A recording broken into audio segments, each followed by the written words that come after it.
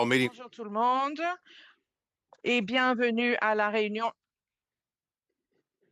Mr. Savat Tremblay, happy to see you all nice, healthy, and safe at home. It's very traumatic. Also, welcome to a few new members who are here in replacement to a few others that are not able to be here today, but thank you. We do have our witnesses before us. I know we have a number of motions that we wish to address. I've spoken to the vice chair, so we're going to sort of save a little part of the tail end of our meeting to try to manage through the motions. There's also other business I want to relate to in regards to some travel that's coming forward and some other issues that have taken place in a short while that I think you should all be aware of. So pursuant to Standing Orders 108-2 and the motion adopted by the committee on Tuesday, September 16, 2025, the committee is meeting to resume its consideration of the nexus between national defense, national security, and the critical minerals sector. Today's meeting is taking place in hybrid format. Pursuant to the standing orders, members are attending in person and remotely using Zoom application.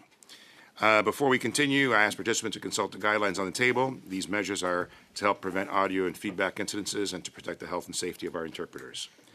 I'd like to remind the witnesses and the members to please wait until I recognize you by name before speaking. If you wish to speak, please raise your hand, and for those on Zoom, use the hand raise function.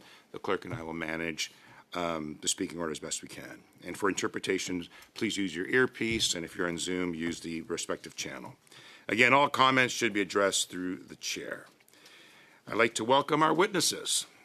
Hudson Lester, General Manager of Nunavut, Northwest Territories and Nunavut Chamber of Mines. He's joining us via video conferencing. Is that correct?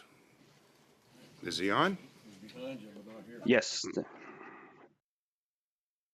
Gowland. Jeff, I have a tendency of not getting names correct in this committee, but he's a Vice President of Corporate Affairs, Vale Base Metals, Futini Gotsvalis, something to that effect. She's a Vice President of Economic Affairs and Climate Change and Mining Association of Canada. My apologies as well. And Michael Goulot, maybe, Vice President, Policy, Business Council of Canada. I do apologize, but you'll please repeat your names when you speak. That way we all have an idea who you are. And I'll proceed with the witnesses' opening statements. You have up to 5 minutes. And Mr. Lester, why don't we start with you? Thank you, Mr. Chair. So, coming from Mataluit Nunavut, speaking on behalf of the Chamber of Mines today, from a chamber perspective, Canada's critical mineral strategy aligns with Arctic sovereignty and defense readiness. The same infrastructure that enables mining, ports, roads, power systems, air access, and communication is what allows Canada to operate securely in the north. Energy security in Nunavut is national security. The Chamber supports responsible investment, but in critical minerals, Canada must look beyond simple ownership to long-term control through offtake agreements, financing structures, and logistics.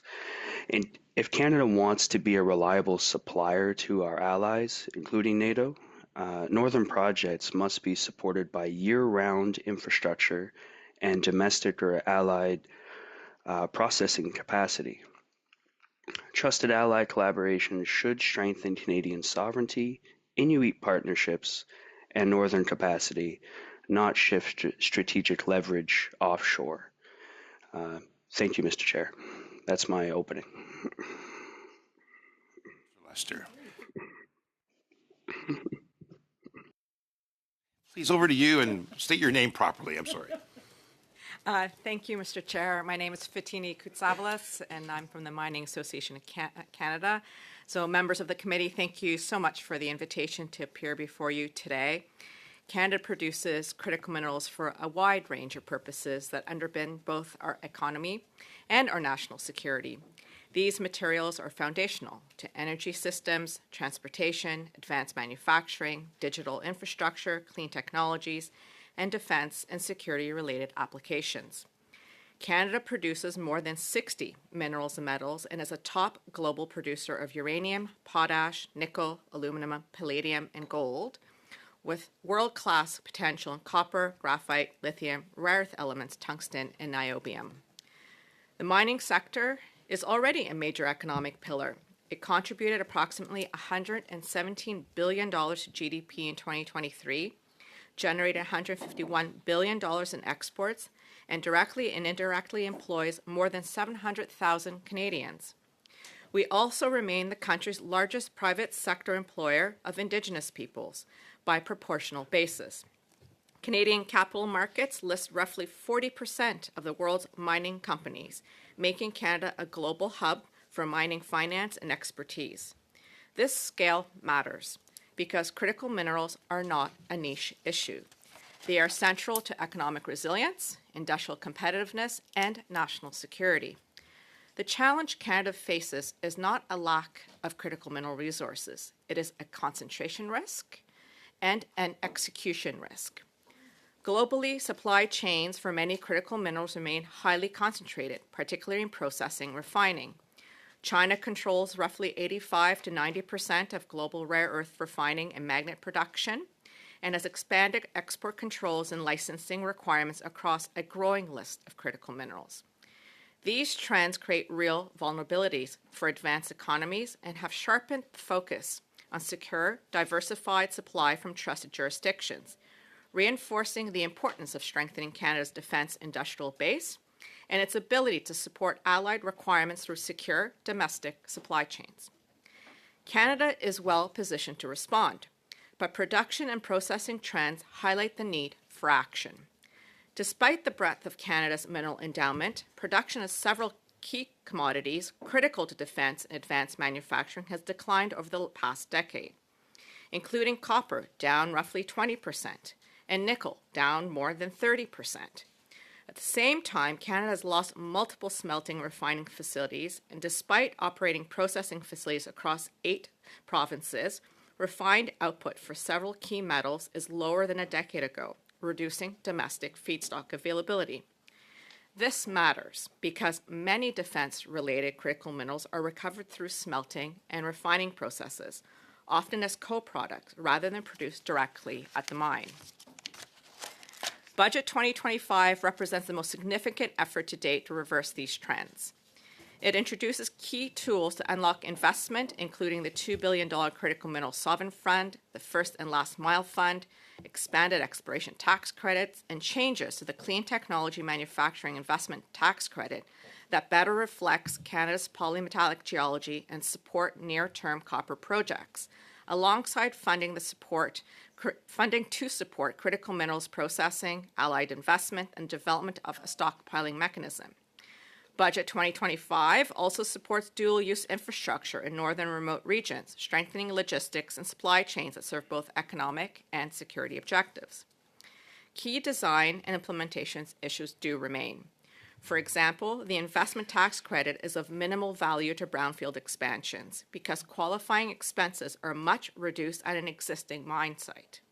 Including underground development and other Canadian development expenses would be one of the most effective ways to boost near-term output, as these projects already have permits, community and Indigenous support, and existing infrastructure, reducing cost and risk. Sudbury is a good example of this, and MP Lapointe will be very familiar with that reality. At the same time, stronger support for earlier stages of the mining cycle is needed to prevent promising discoveries from becoming orphan projects. Expanding the Canadian exploration expense to cover technical and feasibility studies would help de-risk early-stage projects and strengthen the pipeline of future mines, as these studies are essential, costly, and often a barrier to advancing otherwise viable projects. Secure access to critical minerals is ultimately a national security issue, and it depends not just on stockpiling, but on sustained production, processing capacity, infrastructure, and trusted partnerships over time. International cooperation can add real value when it helps reduce concentration risks and bring projects into production. The G7 Critical Minerals Production Alliance holds significant promise and is already moving from concept to execution. Through Canada's G7 presidency, the Alliance has begun operationalizing projects by coordinating public and private capital, securing offtake arrangements, and reducing concentration risks across trusted partners. In closing, delivery will determine success. Programs must operate at the speed of business, permitting timelines must continue to improve, and companies need clarity and predictability to support multi-decade investments. International initiatives can reinforce this effort, but they cannot substitute for effective domestic policy and program implementation. The priority now is execution, implementing Budget 2025 measures quickly, accelerating project approval, strengthening infrastructure, and translating policy intent into real production. If Canada gets this right, it can strengthen economic resilience and support national security objectives. Thank you. I look forward to your questions. Thank you very much. Mr. Goulot, why don't we go to you for 5 minutes? It's a pleasure to be with you this morning. As the chair has pointed out, my name is Michael Goulot. You got that right. And I'm the Vice President of Policy at the Business Council of Canada. And the Business Council of Canada is composed of 170 chief executives and entrepreneurs of Canada's leading enterprises. Founded in 1976, our mandate is to make Canada the best country in the world in which to live, work, invest, and grow.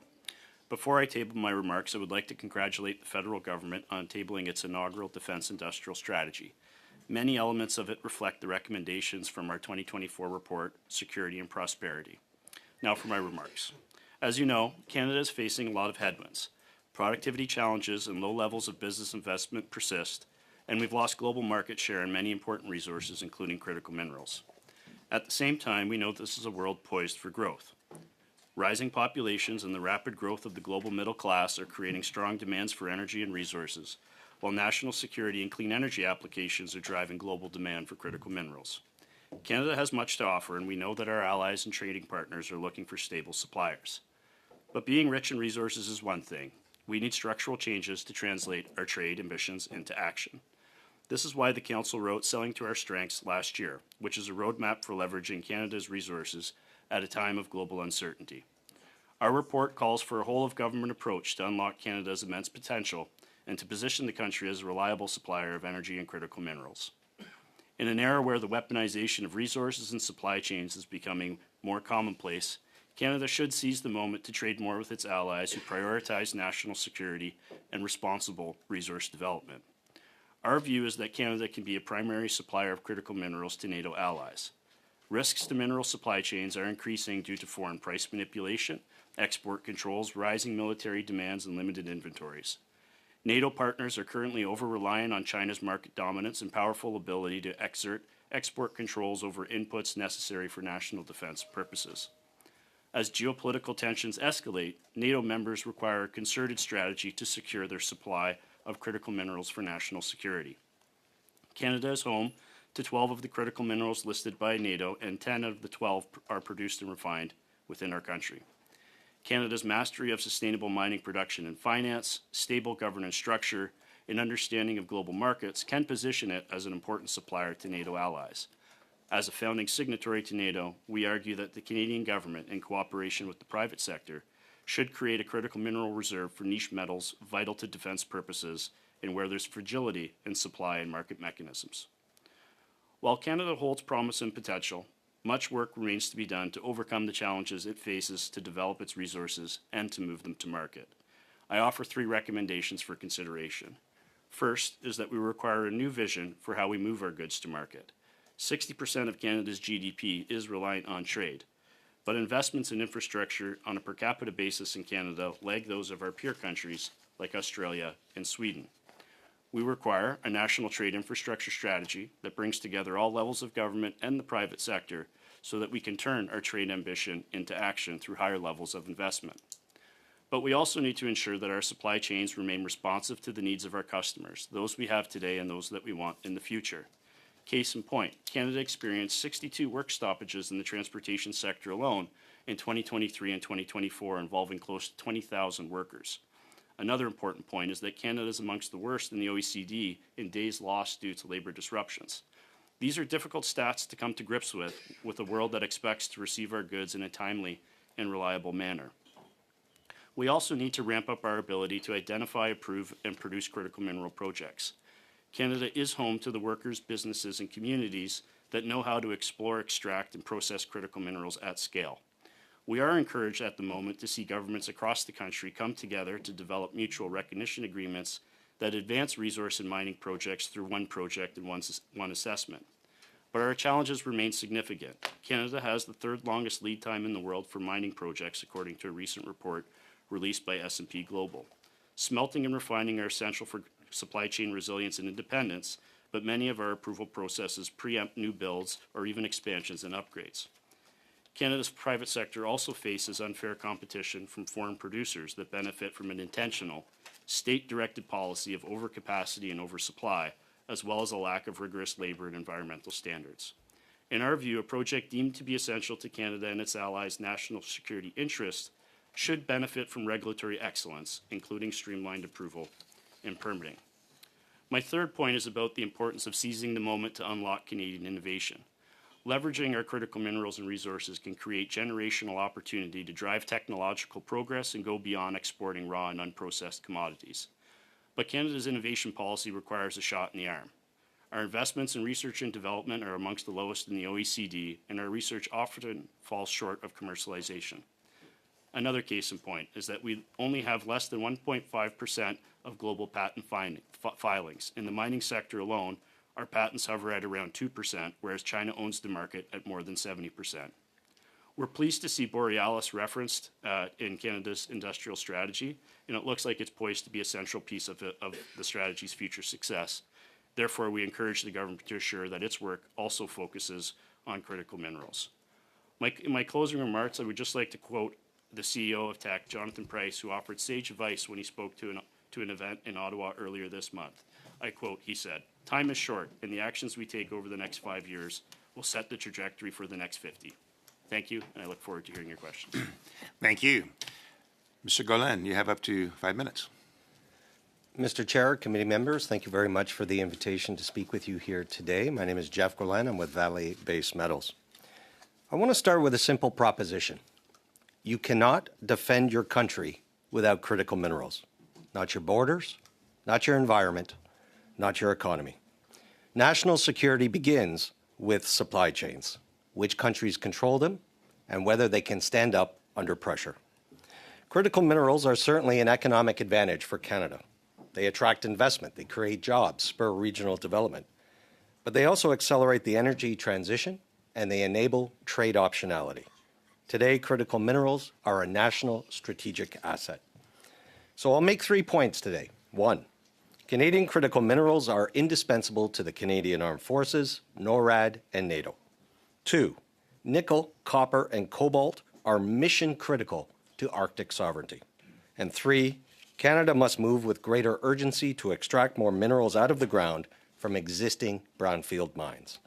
With an expanded tax credit today, we could be producing and processing more minerals tomorrow.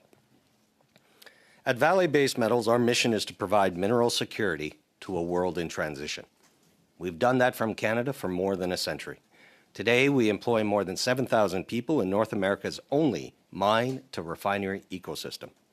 Our teams explore, mine, process, and refine copper, nickel, and cobalt from 8 mines and 3 refineries, from Labrador to northern Manitoba. Last year alone in Canada, we produced 89,000 tons of copper, 80,000 tons of nickel, and more than 3,000 tons of cobalt. These 3 minerals are designated as national security priorities under Canada's Defence Production Act, and for good reason. They are foundational to economic strength, industrial resilience, and national defense. And that's my first point. Canadian critical minerals are indispensable to the Canadian Armed Forces, NORAD, and NATO. No advanced military capability exists without secure access to critical minerals.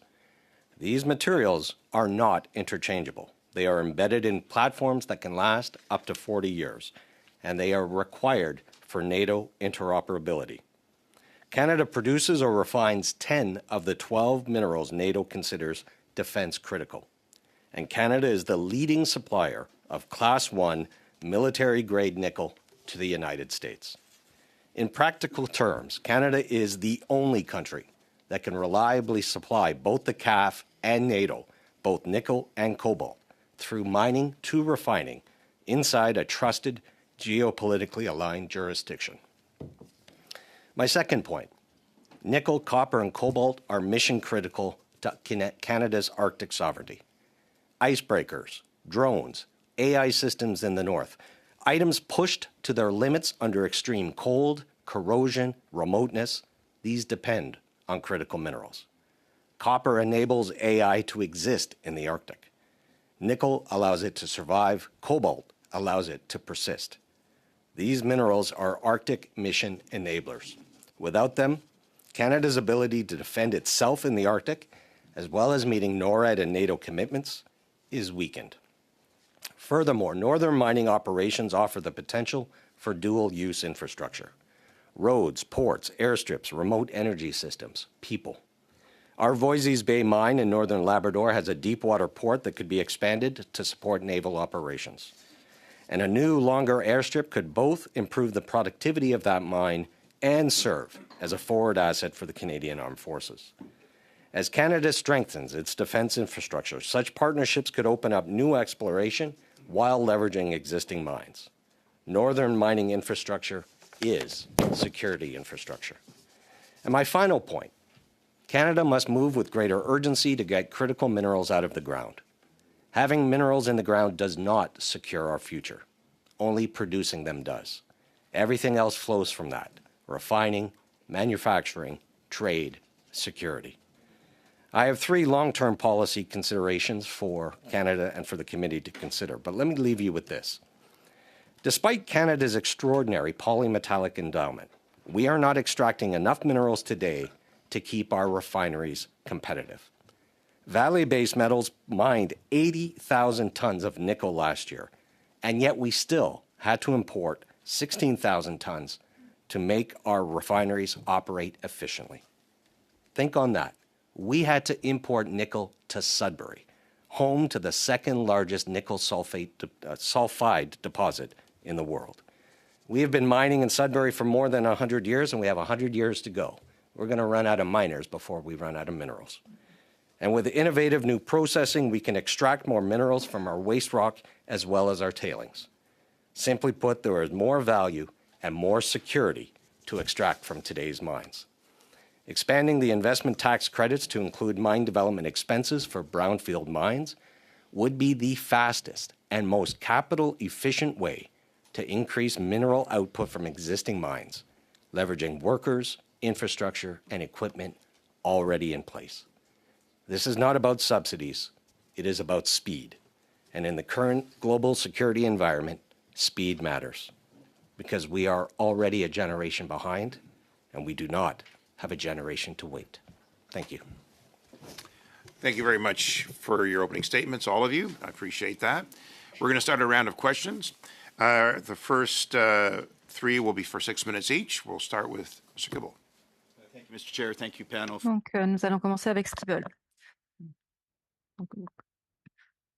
Is three things. One, time is short, and I hope we all agree on this. And efficiency is key, and the urgency. So I certainly heard that message. I wrote a lot of questions, so I'm going to jump around as best I can. I want to start with Mr. Gowland. You mentioned that there's two metals that we do not produce that are on the NATO critical list. What are they? And do we have any in Canada? It's just that we don't mine it, or we just simply we don't have it? And start with that. Thank you for the question. The two are rare earth elements and beryllium. I'll have to defer to my colleague from MAC about what we have under the ground in Canada. Those are not minerals that we have in our deposit. Okay, so the two, we simply don't have them. Do we have a supplier? I'll throw this out to the panel. Where do we get these right now, and should we be stockpiling this critical mineral that we don't have in Canada? Anyone on the panel? I could jump in if that's Thank you. all right. So I could speak on rare earth elements. So we do have deposits of rare earth elements in Canada, very rich deposits. So it's really a timing challenge in terms of execution and getting those deposits into production. We currently have one processing facility in Canada, the Saskatchewan Research Council. which actually imports rare earth elements from Brazil and is actually processing that within their. So are these the two That is rare earth elements. These are the two rare earth elements that we don't have in Canada? Rare earth elements is a grouping Yeah. of very many sort of light and heavy rare earths. So it's just of the rare earth elements. We have deposits in Canada. Saskatchewan Research Centre actually has a scale, a sort of bench scale and pilot scale project in processing the REEs. But as I mentioned in my remarks, China controls about 90% of the processing and refining of these products. I appreciate that. I just want to focus in on there was beryllium and another mineral. Actually, it was beryllium and rare earth elements. And that rare we earth don't elements, okay. And, yeah. And for beryllium, I'm not able to speak to that. That's something we'd have to come back to you So on. it's something that we need to look. Now, and I'll throw this out to the whole panel if someone wants to speak. It came up several times about being competitive. For example, we're importing nickel to Sudbury, which seems strange. And so what are some, if maybe the panel could each give a point on what's going to make this more efficient? Is it approvals?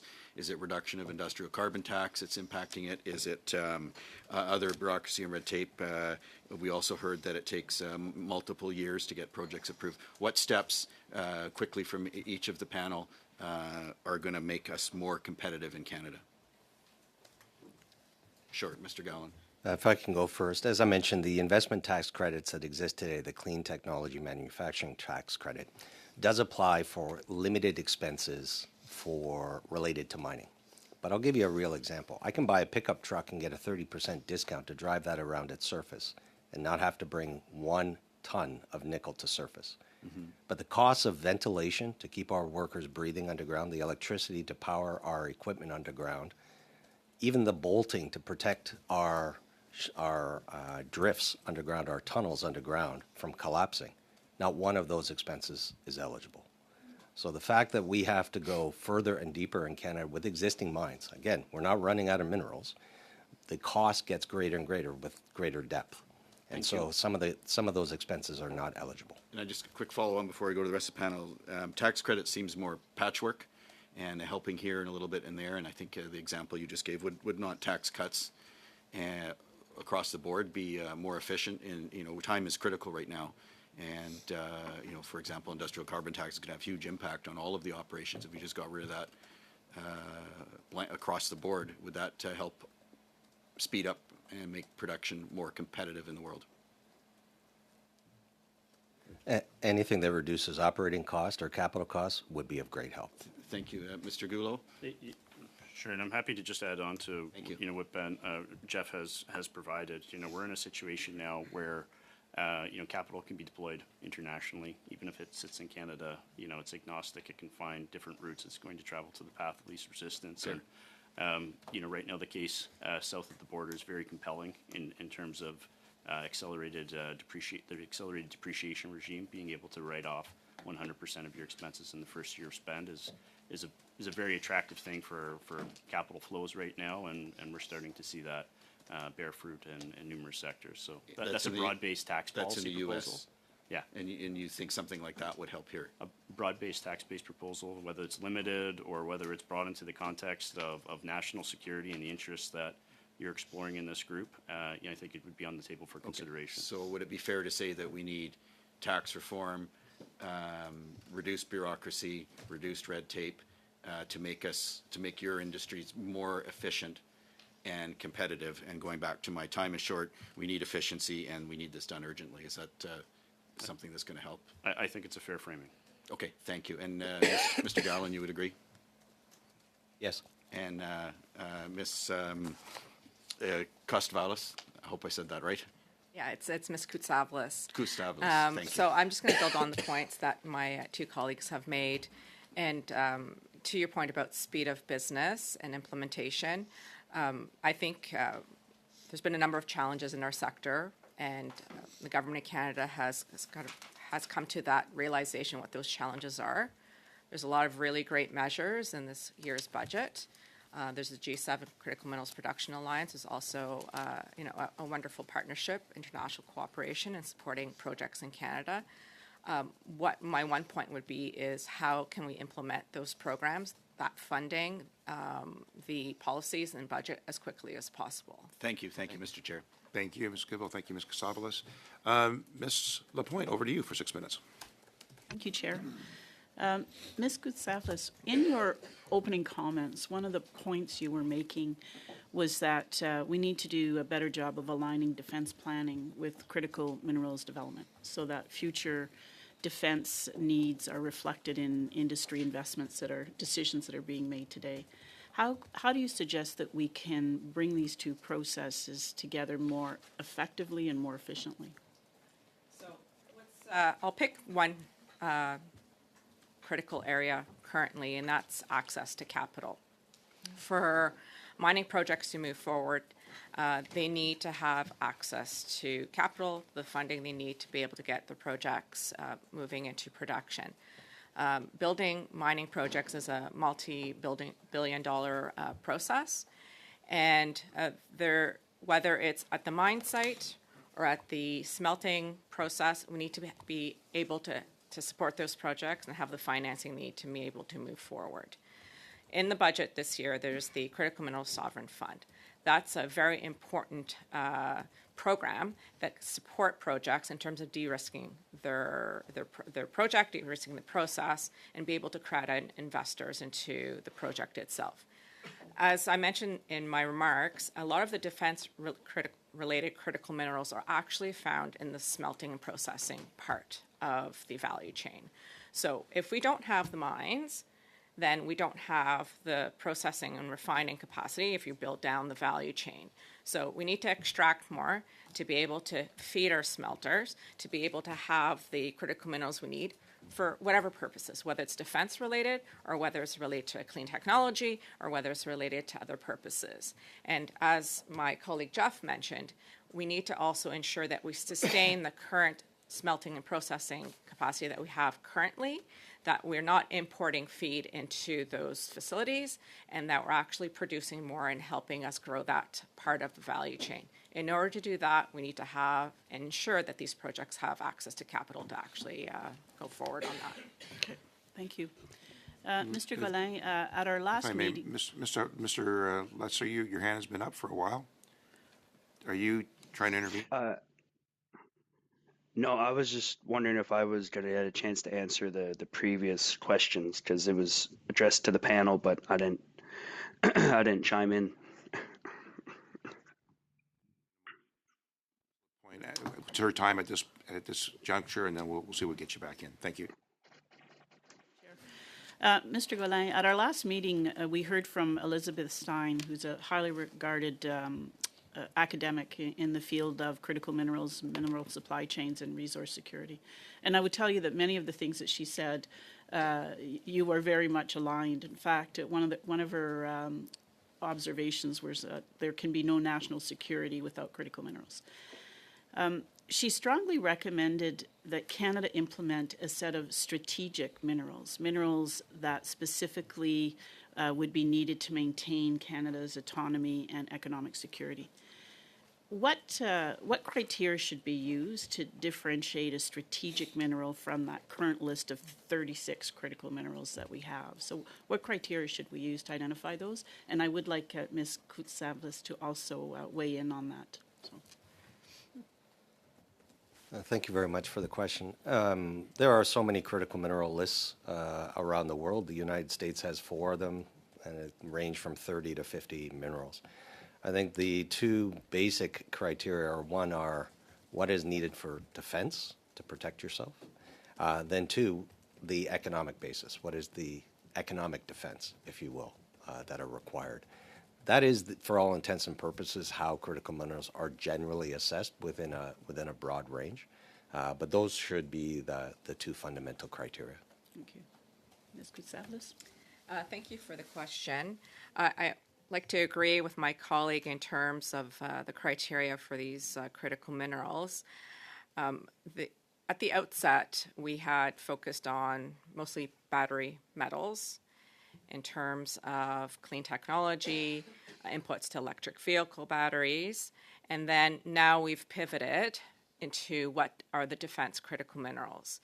The last budget included 5 additional critical minerals that the Clean Tech Manufacturing Investment Tax Credit can be applied to. Now, that was antimony, gallium, germanium, indium, and scandium. Now, why were those chosen? If you see, they do align quite closely to NATO's critical minerals list as well. These are deposits that Canada does currently have in terms of its geology. So it's of an economic objective and approach, as well as it serves our national defense security objectives as well. Mr. Gaulin, another comment that Elizabeth Stein made was that she called nickel is the ultimate war material, was a comment that she made. From your experience supplying nickel into advanced industrial supply chains, what makes nickel so foundational to defense and aerospace applications? Well, nickel is typically found with cobalt, and together they in combination make a super alloy that is necessary for almost every type of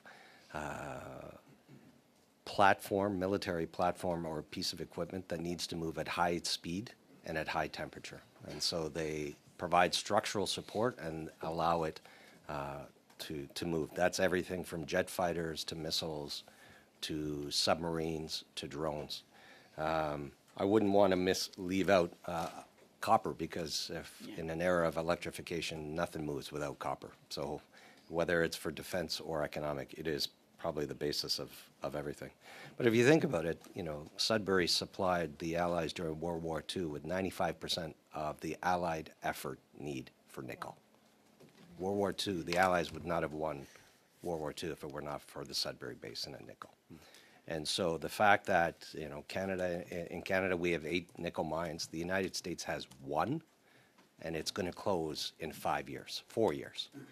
We have 3 nickel refineries, they have 0.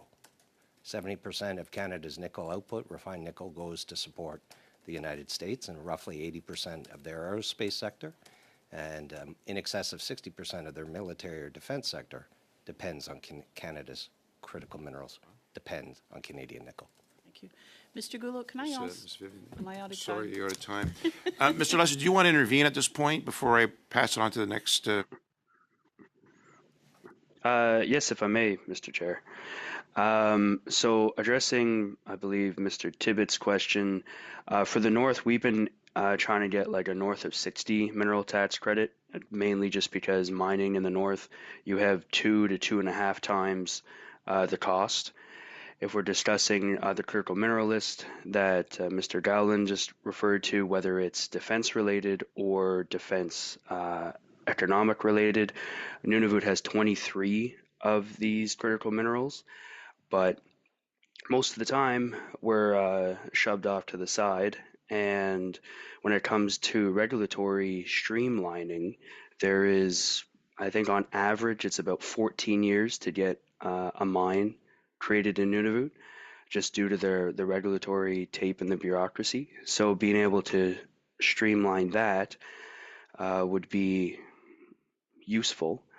And I think not separating northern infrastructure from security infrastructure, just based on the current geopolitical climate and how things are transpiring, that critical minerals should...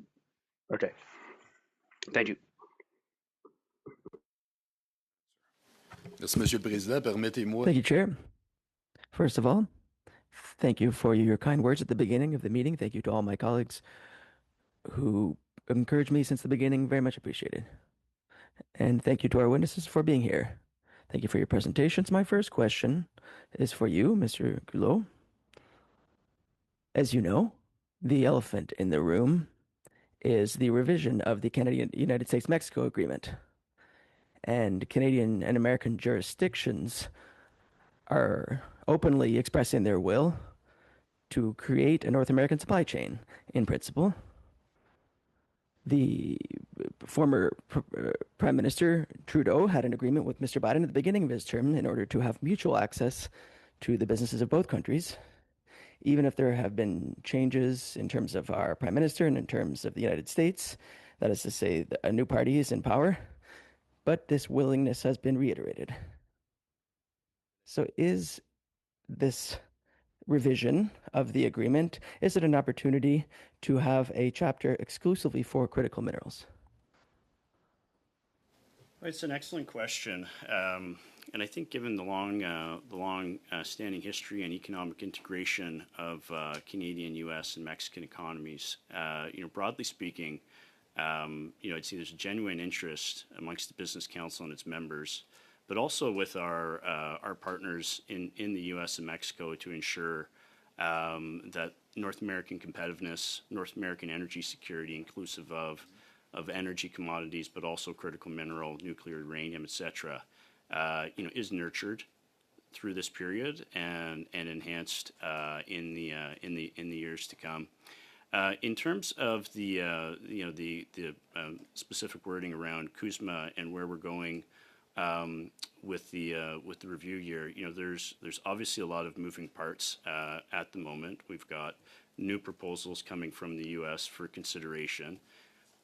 We're well advanced in this area on account of the agreement that you referenced between our previous Prime Minister and the previous President, but there's also a specific element in play that was signed under the first Trump administration on critical minerals cooperation. So I think as we look at this broad package and we go into the review, the question certainly around whether a standalone chapter is warranted or not, I think will be part of the discussion, the negotiation, in the debate. But I think we need to be very careful about what are the benefits of having an exclusive chapter versus what are potential consequences down the road. Donc, comme tel, vous pensez que ça mérite... So you think that it ought to be looked at, but you don't have any clear ideas on the benefits or the costs and in what way the scales would weigh out in that respect. Given the pre-existing agreements that we have, the creation of a new chapter on its own, and Fotini may have a line of sight on this through her membership that are central to the sector. All of that would have to be reviewed in terms of benefits and potential consequences of moving in something that's standalone. Vous avez parlé de la Chine aussi. Puis... You spoke about China, and I often have the impression that we pretend that it doesn't exist, and we've spoken about our dependence on their supply chains.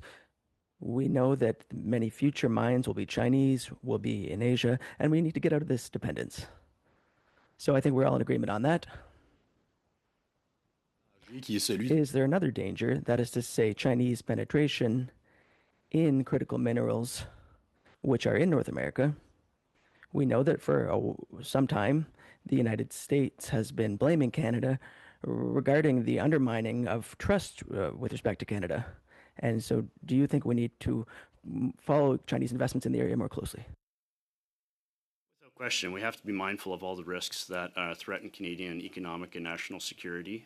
We have really strong provisions in place.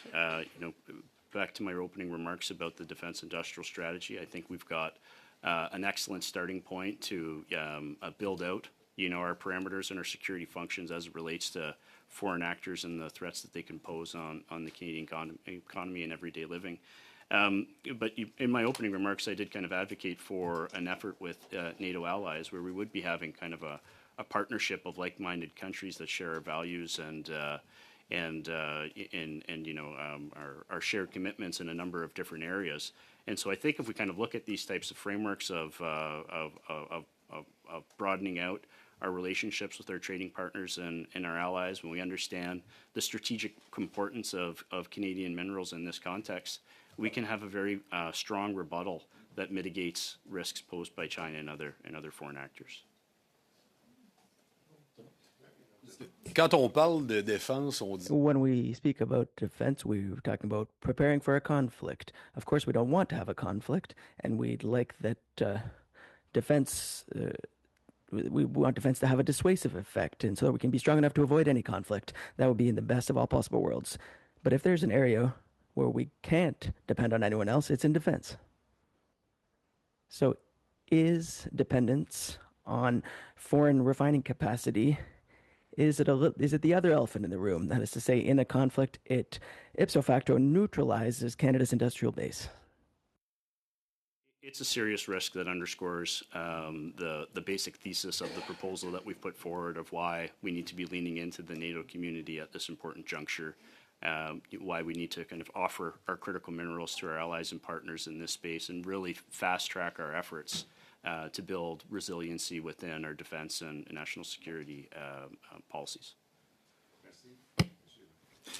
Ms. Gallant, you have 5 minutes. Thank you, and through you, Mr. Chair, for all the questions. How does the pardon me, specifically, what tax instruments does the U.S. have that Canada does not have that speeds up extraction and helps their companies become more, have the refining more affordable?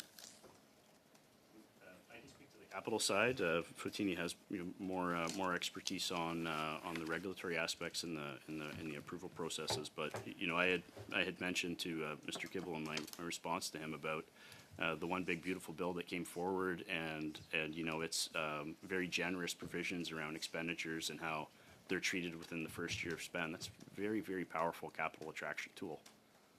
Okay, Mr. Garland, what plans, if any, do you have to ramp up extraction, and how quickly can that be occurring? One of the challenges with existing mines is you have no surge capacity. You don't just turn it up, or ramp it down. It is long-term capital lead time. The second thing is where is the market for our products? In our case, for Class 1 nickel, the military and battery grade nickel that we produce, the world is already oversupplied with nickel. So for the type of specialized products we would have, there'd have to be a strong demand signal from a customer side. We don't just produce it to make it. So nickel is apparently one of the critical minerals Communist China does not have an overt influence over. How are Chinese-controlled companies or firms looking to enter the Canadian nickel market?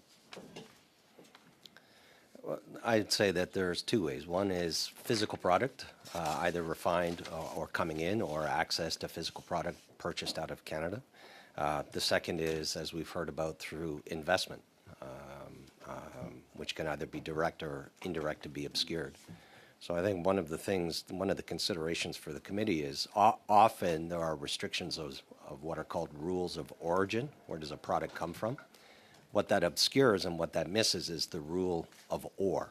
Where does it come out of the ground? So, for example, Russia is one of the leading producers of competitive nickel to Canada, competitive nickel to Sudbury in the world. It processes and refines that in Finland, and it is now deemed to be Finnish nickel. That's why 99% of the German defense sector gets Finnish nickel, which comes out of Russia. Should critical minerals like nickel be included in the safeguards with respect to the strategic partnership the Prime Minister made with China? I'll throw that out there to anyone who has the answer. You're looking at me. So that would be a very difficult, I would say, proposition, simply because the Investment Canada Act, as it was updated a couple of years ago, it prevents any kind of investment or acquiring of mining operations in Canada only in exceptional circumstances. So the Government Canada has made it very clear that Chinese investment will be very difficult to penetrate into Canadian mining companies. They've also asked that they've imposed conditions, they've blocked investment, they've unwound investments as well. So through the Investment Canada Act, there's 2 tests. There's the net benefit test to Canada. So essentially, is it in economic interest of Canada that this investment occurs? And then the next test is a national security test. Okay, so the PRC has frequently sent civilian research vessels to the Arctic to survey for natural resource deposits. Which critical minerals would the PRC particularly be looking for in the Arctic? And is there any way that the seabed could already be harvested by the PRC, our seabed? I think maybe Hudson would probably be best placed to answer that question in the north. Thank you. From what we're seeing, a lot of the focus is on copper. Even though those two tests that Futini talked about exist, there are two companies that do have state-owned involvement. And then we also have the original Hope Bay when TMAC had it, was almost purchased by China, but was secured by Nico Eagle instead, a Canadian company. So it's usually nickel, copper, and those are what we know so far. Were to stake a claim in international waters over any natural resource deposit they find in our Arctic, how would you suggest our government counter this? With international waters, I would have to rely on somebody else on the panel maybe for international water expertise. Why don't you guys give it land on this one in a moment? But for now, we have Ms. Ramanado. 5 minutes. Thank you very much, Mr. Chair. And through you, I'd like to thank the witnesses for being here today. I'll start with Mr. Golin. You testified before the Standing Committee on Natural Resources on the 14th of November, 2025. And in your opening statement, and I'm going to read some of your opening statement because I think it's very relative today, and I would love to get for you to elaborate. So you mentioned in terms of positioning Canada as a supplier of choice to NATO, that Canada should aggressively pursue NATO defense and adjacent infrastructure spending in exchange for preferential long-term access to critical minerals at a security premium, and that Canada has applied to join the EU's Security Action for Europe SAFE program, which is a defense procurement club. If accepted, Canada will join the UK as the only non-EU member of the club, and it's a leading minerals producer. As you know, we've just signed with Europe the SAFE agreement. We are the only non-Europe country to do so. Could you elaborate a little bit what this means for Canada and how this will help us in terms of diversifying a little bit our exports in terms of critical minerals and the importance Canada can play in this regard? Thank you. Glad my remarks were prescient. One of the three long-term policy recommendations I was going to make to this committee was the requirement for Canadian critical mineral content in procurement clubs such as that. I think we've seen some first steps of that through the G7 Critical Mineral Production Alliance. So we're seeing an inflow of capital and an offtake agreement that helps to provide both a demand signal and also the financing immediately available. I think the opportunity, whether it's through Readiness 2030 or the Rearm Europe, SAFE, as you alluded to, Canada is well positioned with the wealth of minerals that it has, 10 of 12 already. And I think the opportunity there is to, as alluded to in the National Defense Industrial Strategy, seek some reciprocity in that. You know, if we're buying your equipment, then part of your equipment should have some Canadian minerals. And let me put it into perspective to quantify it. For example, I don't know, just randomly, a German submarine, a ThyssenKrupp 212 CD, has, for example, 30 to 40 tons of nickel just in its structure, and dozens more in its plating, its piping, its electrical system. So there, you do that times 12, and there's a great demand signal and a great reciprocity between the purchase agreement and other. But if you look at something to be really big, you look at something like a Polar 2 icebreaker. Yeah. That uses between 400 and 500 tons of nickel, about 10 times the size of a submarine. So for things like Canadian nickel in particular, but for other Canadian critical minerals, there's a tremendous opportunity for us to both manufacture and or to partner and procure equipment that is based on Canadian critical minerals. Thank you. And in terms of, earlier you mentioned that there was an abundance of nickel around the world, if I understood correctly. So if we were to partner with our NATO allies with respect to some of these procurement projects, this is a way that we can create a new demand for our nickel. Is that correct? Absolutely. Canadian nickel is threatened worldwide by the oversupply from some jurisdictions around the world. One country in particular dominates in excess of 60% of worldwide production. So the opportunity to create a procurement club that sustains and in fact enhances or grows the production of Canadian nickel, which is a job creator, which is where we have a competitive advantage relative to other jurisdictions like the PRC. Yeah, it can absolutely be both an economic and a defense advantage. Fantastic. And my next question is for Mr. Gullo. When you talked a little bit about labor disruptions and some of the challenges there. Could you elaborate to us if we have enough supports for colleges and universities in terms of generating that pool of talent that we are going to need going forward in terms of the demand that we're going to have for increasing capacity in the mining sector? Are we enticing enough young people to consider a job in this field? Are we producing enough engineers and researchers in this regard, and how can maybe Borealis assist in this regard? I think there's two parts to that, and I know my colleague Fontini will have more in-depth data on the mining sector's labor pool, and Jeff will have specific comments relative to his company too. But my understanding is that there is a deficit, there are hardships in terms of attracting the right talent. There's a lot of retirees and a need to scale up, in particular when you align where we want to go with harvesting and producing more and exporting more to our allies. So I know Fontini will have, at least, and Jeff and Lester, for that matter, may have some other details to share. But on the innovation side, in terms of Borealis, I never really looked at that yet as a labor tool, a skill tool. Certainly there will be a lot of attraction once it's stood up and there's a better understanding of how it's going to operate for drawing in top talent into Canada to our research institutions, which will partner with Borealis and become integral to its success. So I can see it as being a real magnet and a real important part of Canada's innovation policy.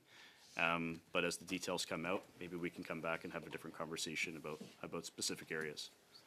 And I know I'm out of time, so if your colleagues want to maybe even submit in writing any feedback you'd like on that question, I'd welcome it. Thank you. Merci. Thank you.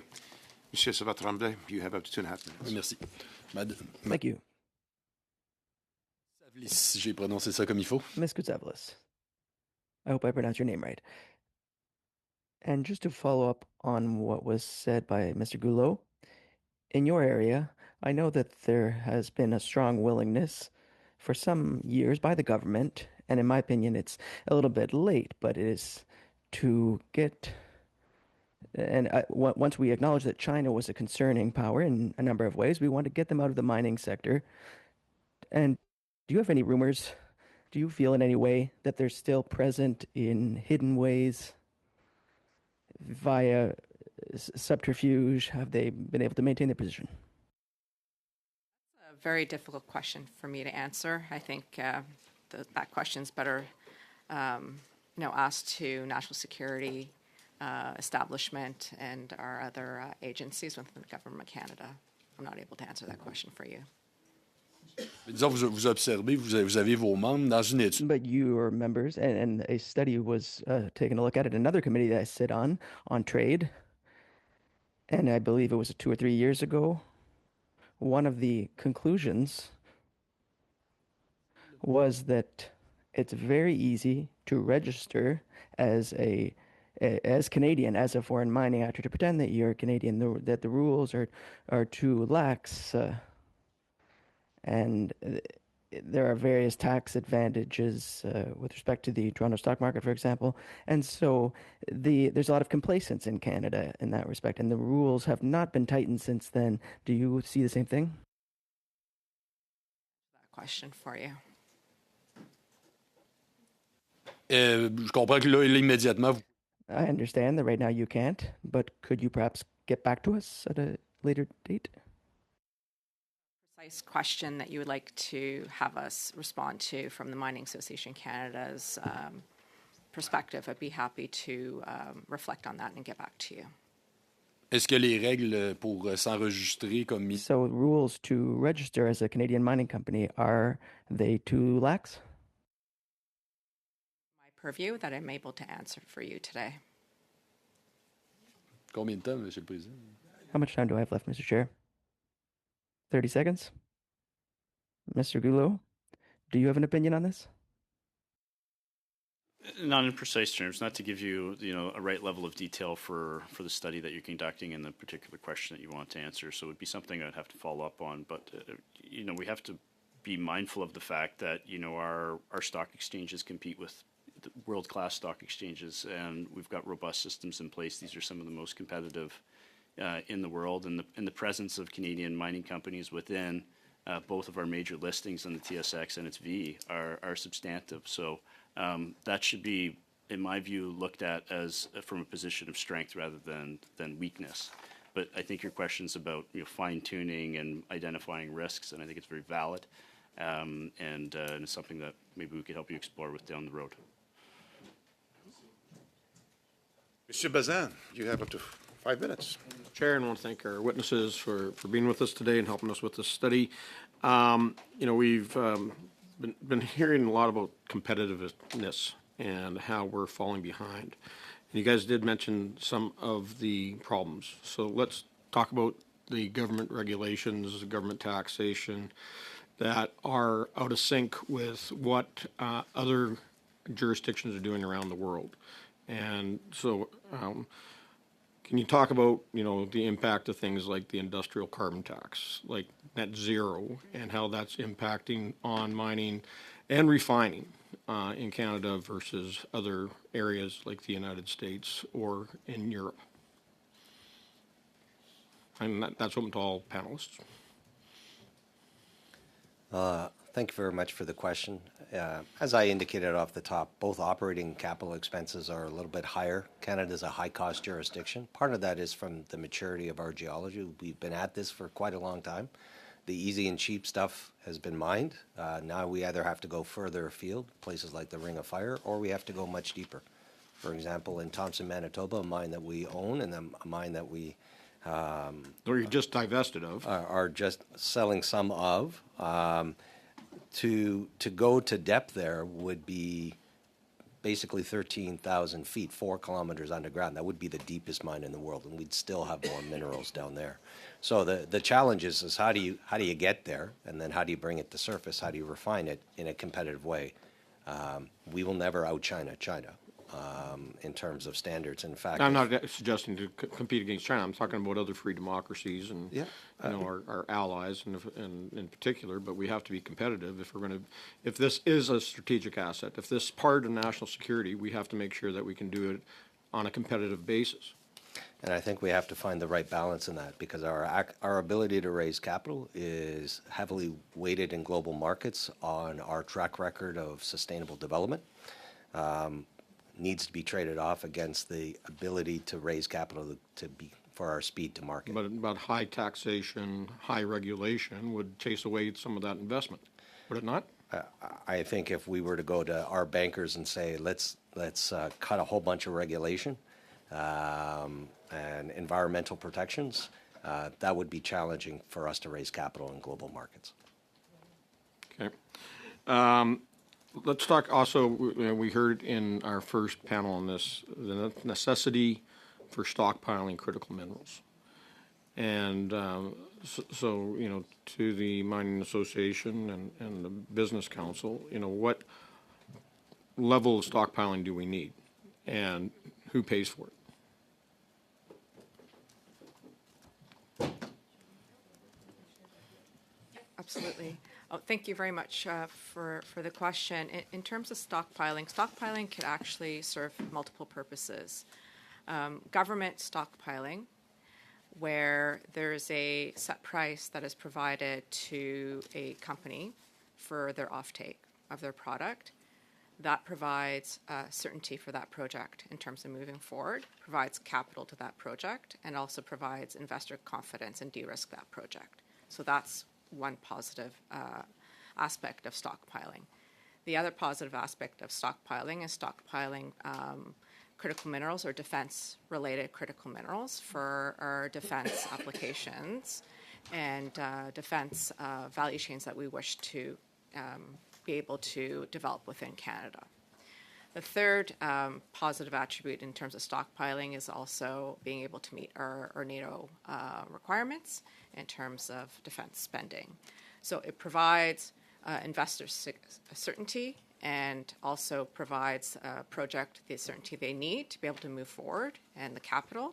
It provides it with reliable supply chains into our manufacturing base, and it also provides our support into our defense spending. In terms of who pays for it, government stockpiling could be a possibility, but then that stockpile could be of interest to our allies as well, in terms of being able to sell some of that product to our G7 allies as well. Yeah, there's no question that part of the NATO 1.5% that stockpiles and the infrastructure to support mining critical minerals all come into play in that 1.5%, but it has to be government expenditures. It can't be corporate purchases. So the big question, again, comes down to if we're going to be a reliable ally, and you talk about how much of the processing is already handled by China and our adversaries. You look at lithium. We have no lithium processing capability here in Canada. There's only a minute amount down in the United States, and everything else goes to China. So who makes the investment into in making the processing facilities, or how do we attract capital investment to make those processing facilities happen here within Canada or within the NATO structure? More of a general response on this. I don't want to underestimate the level of work that's required to understand which commodities should belong in a stockpile, but more importantly, what is Canada's role within that particular commodity? Where's the opportunity? And that's an incredible level of effort between the public sector and the private sector. It needs to occur to understand where's the downstream, the midstream, or the upstream opportunity, and what are the tools that need to be deployed in order to access that and really go after it. And so I don't mean to discourage the question, but I think it's really challenging to provide a general response. But that should be maybe a recommendation that comes out of this study here, right? It's the commodity by commodity assessment that needs to be done through the companies and the government on where the value chain opportunity is, and that's where the creativity around costs really comes in. Fotini explained quite well around offtake agreements and how those can occur. There are some fiscal incentives, taxation incentives that companies can take on board as well. In terms of discounts on taxes in order to keep certain commodities on their property versus not doing what they normally do, which is sell it into the market. So it's very specific. Thank you. Thank you both. I've been very liberal with my time. Over to you, Mr. Mallette. You have 5 minutes. Mr. Chair. Yes, and my first question is to Ms. Kutsavalis. Are Canadian firms positioned to integrate into allied defense policy, defense supply chains under NATO commitments at this time? Or whomever can answer the question. Sorry. Yes, and partially we already are. And so I think the opportunity is where could we expand that, right? And that is, I don't think a substitution and moving away from the customers that we have, but how could we grow production to meet the growing demand? And thank you for picking up on that, because my next question is, what barriers are preventing large-scale private investment in mineral processing and refining at this point in Canada? First on this one, we'll tag team on it. So in terms of processing, refining, smelting, sort of like the midstream part of the value chain, you need to be able to have the product to push through those facilities. So Jeff was, in his opening remarks, mentioned how Vale needs to import some of that product. So the business case is certainly not there currently to expand our processing and smelting facilities, because we don't have the expansion of critical minerals currently in terms of production. So we need to produce more to smelt more. If we don't have that production increasing, the cost of building processing facilities are in the 200, 300, 500 billion dollar. It's very expensive endeavor. Was that B? B, and also need to have the product to do that. So we have processing facilities that are not operating at capacity currently, and we need to grow our feedstock into those facilities to be able to then grow the business case for additional facilities. And I'll be very quick on this. Yeah. The reason that is because China's smelting and processing sector charge very, very low treatment and refining charges. So essentially what a miner will pay to have their product smelted and refined into another product. So because their prices are so low, the margins are exceptionally thin currently for processing facilities and smelting facilities. So the economics is not there on having the product and the rocks coming out of the ground, and also in terms of profitability and being able to charge. In some cases, the treatment and refining charges are below zero. There are negative numbers right now. So it really is a difficult circumstances to be able to have additional facilities currently being constructed. And that goes to Mr. Gollan's comment that we're never going to out-China China. My next question is to Mr. Lester and Mr. Gollan. How does climate policy intersect with mineral development needed for both clean energy and defense applications? Mr. Lester? Oh, okay.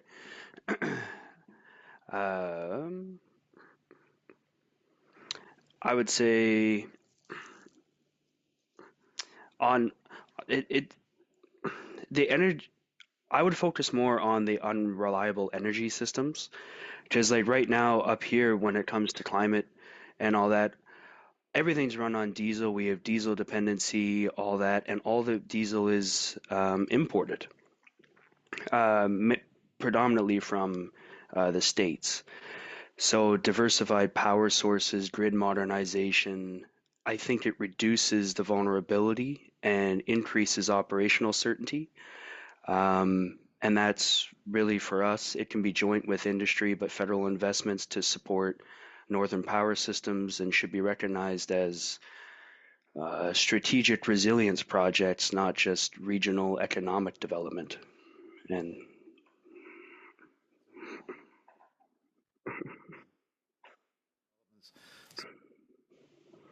These are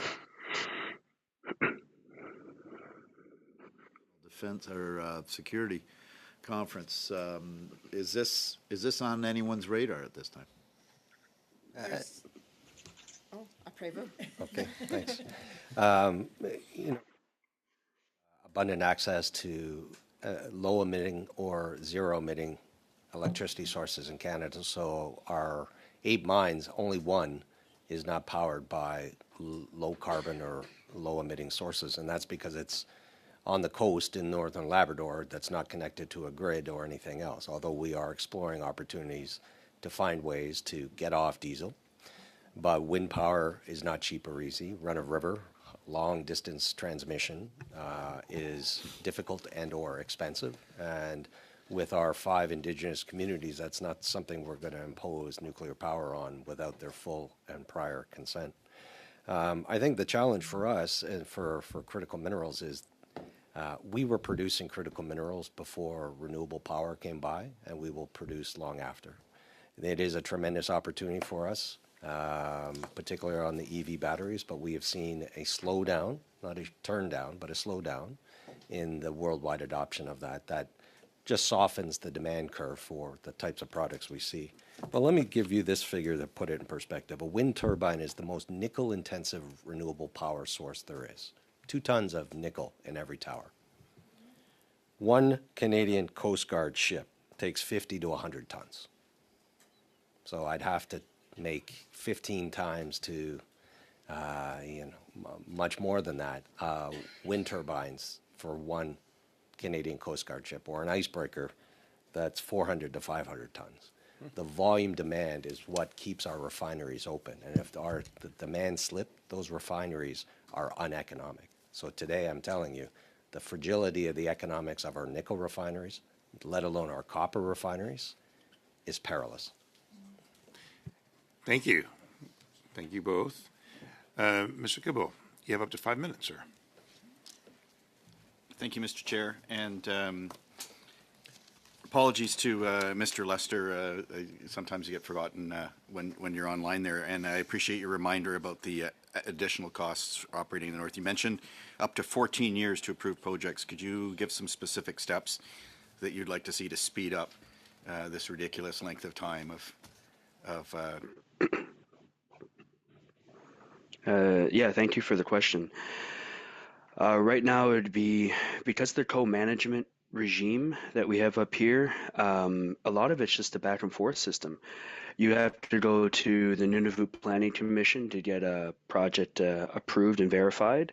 Then it gives back to the proponent, submitted to the Nunavut Impact Review Board to do the environmental assessment, get your water license, all that. But once I submit it to you, they then have to submit it back to NPC. of confusing to Mr.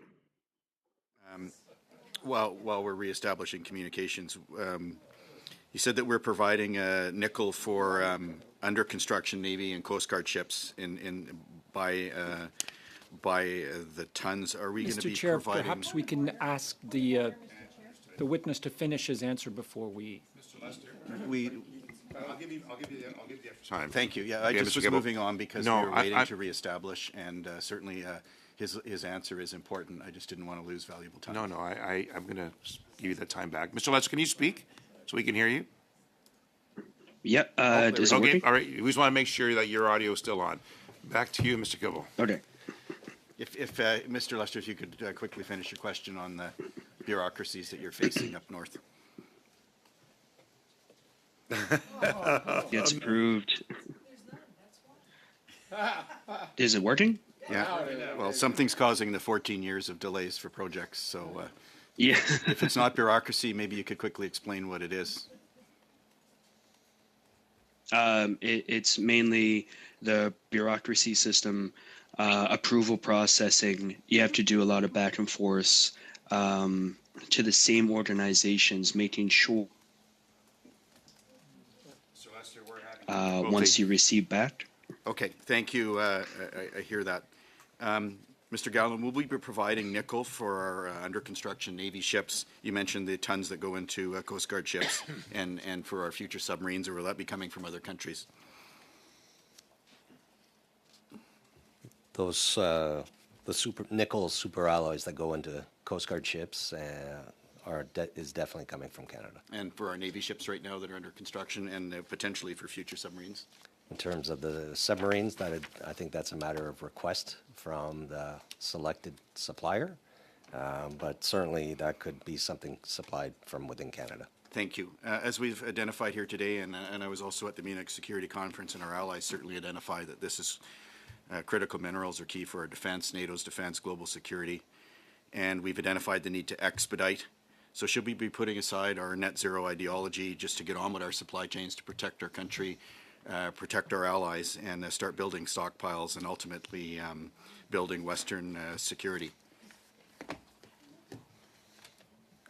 There was a lot in that question. Is there something you'd like me to focus on specific? Should we be look, we've identified that this is critical for national security, for global security. We need to get on with this. We're dealing with 14 years of bureaucracy, taxes that are crippling us versus our competitors. Should we be putting that aside and saying, look, this is a time to get on and start building? And so should we be putting this bureaucracy aside, be it net zero ideology, taxes, et cetera, et cetera? The production and processing of minerals should be job number one for Canada's economy and for its national defense. Okay, thank you. Anyone else want to add for that? Hesitant, okay. Mr. Lester? I'm too scared to give this a try now. No, just simplifying the process. Removing it altogether would be great with the consideration of responsible and mining environmental impacts, all that. The the regulatory process is just too cumbersome, I think, at times, and a little too duplicative in others.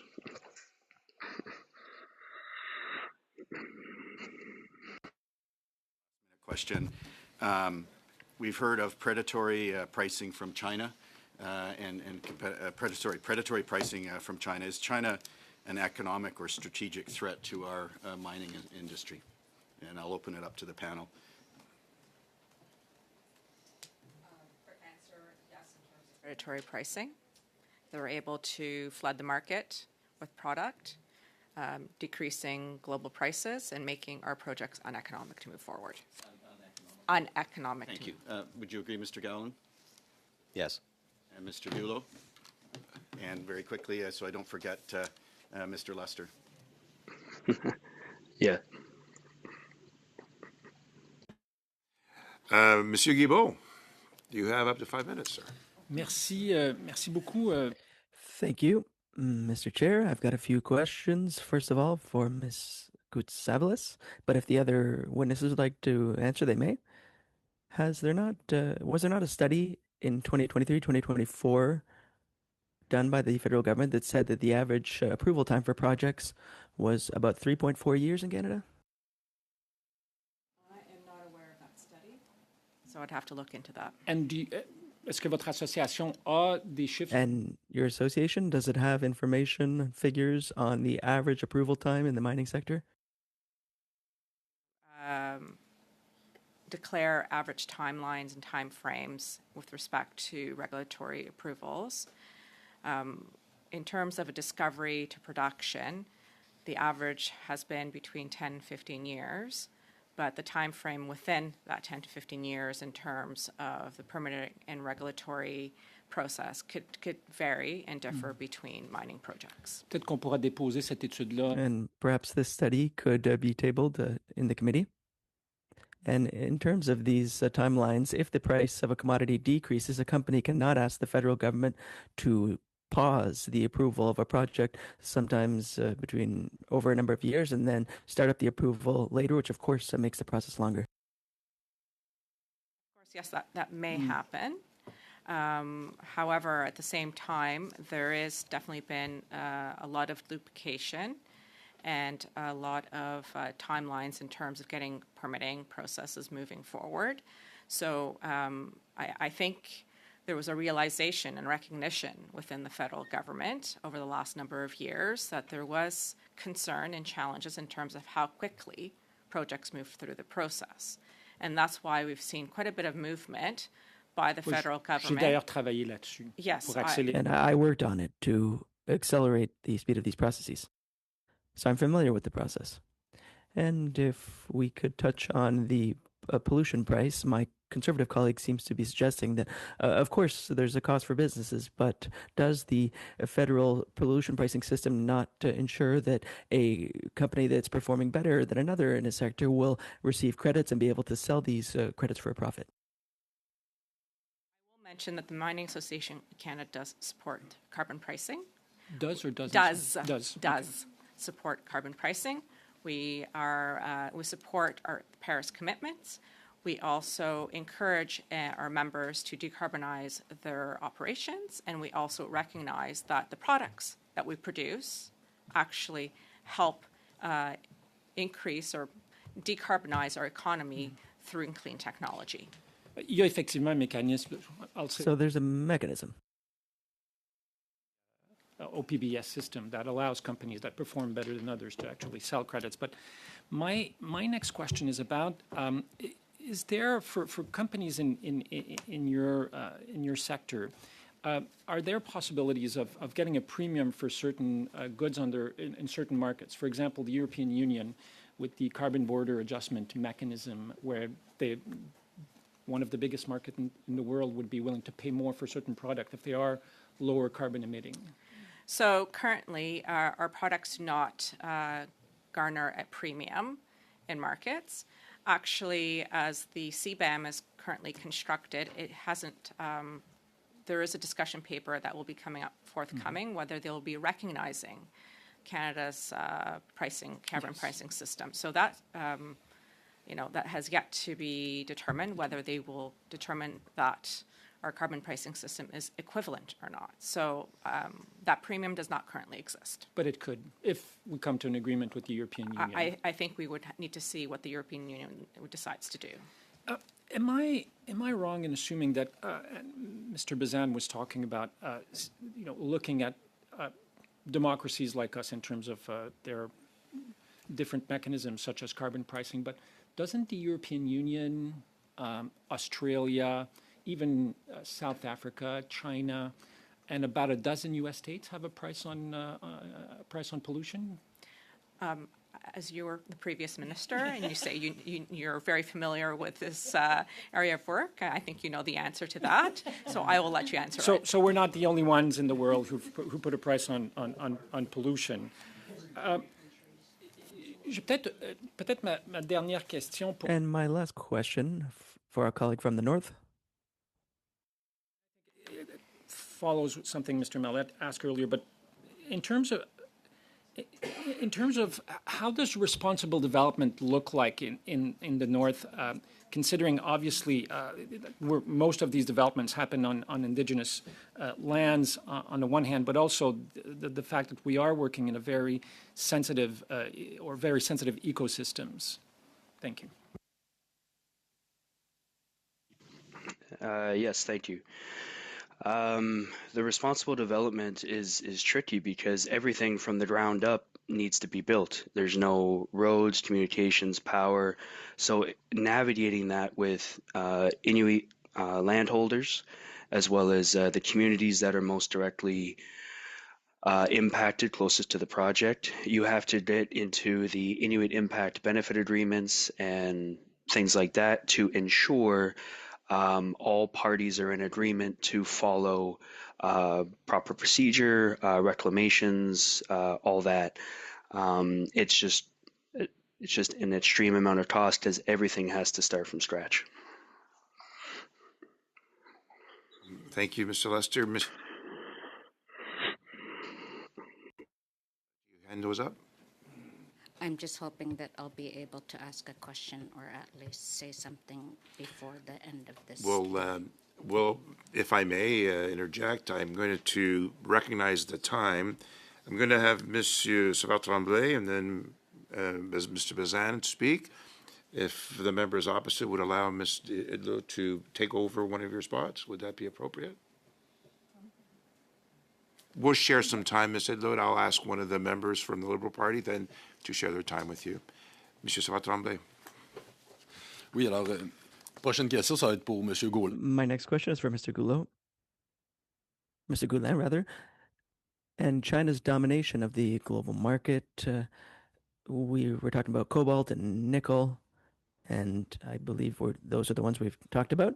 And through its investments in Africa, in Indonesia, in the Indo-Pacific region, is it a problem for you in terms of competition, that is to say, standards that aren't the same as the ones in Canada?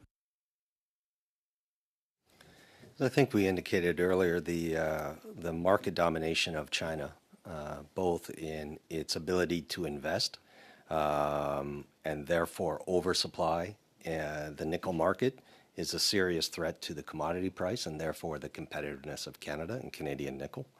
At the same time, its investments around the world and its domination on the processing side means that its market share is a direct competitor to Canadian nickel. So yeah, it's a significant competitive threat for not only new opportunity, but for the mines and the refineries that we have in the ground today.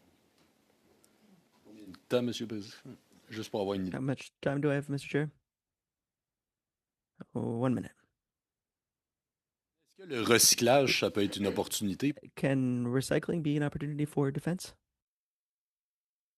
Yes, absolutely. I think there's two things for value from waste. We're looking at expanding our circular opportunities. Again, we have 100 years of waste rock in Sudbury that when we have brought through international delegations, they've asked to buy because they see the value of the minerals there and the technology to extract more of the minerals there. Not only the quantity of existing nickel, copper, and cobalt, but potentially other minerals as well.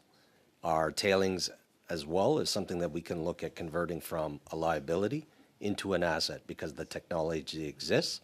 The challenge is, can you do it at scale and at cost that a customer wants? What we've often found is customers, particularly from the Europeans, said, we'd love to get that out of there, but we don't want to pay a premium for it. That's going to be the challenge.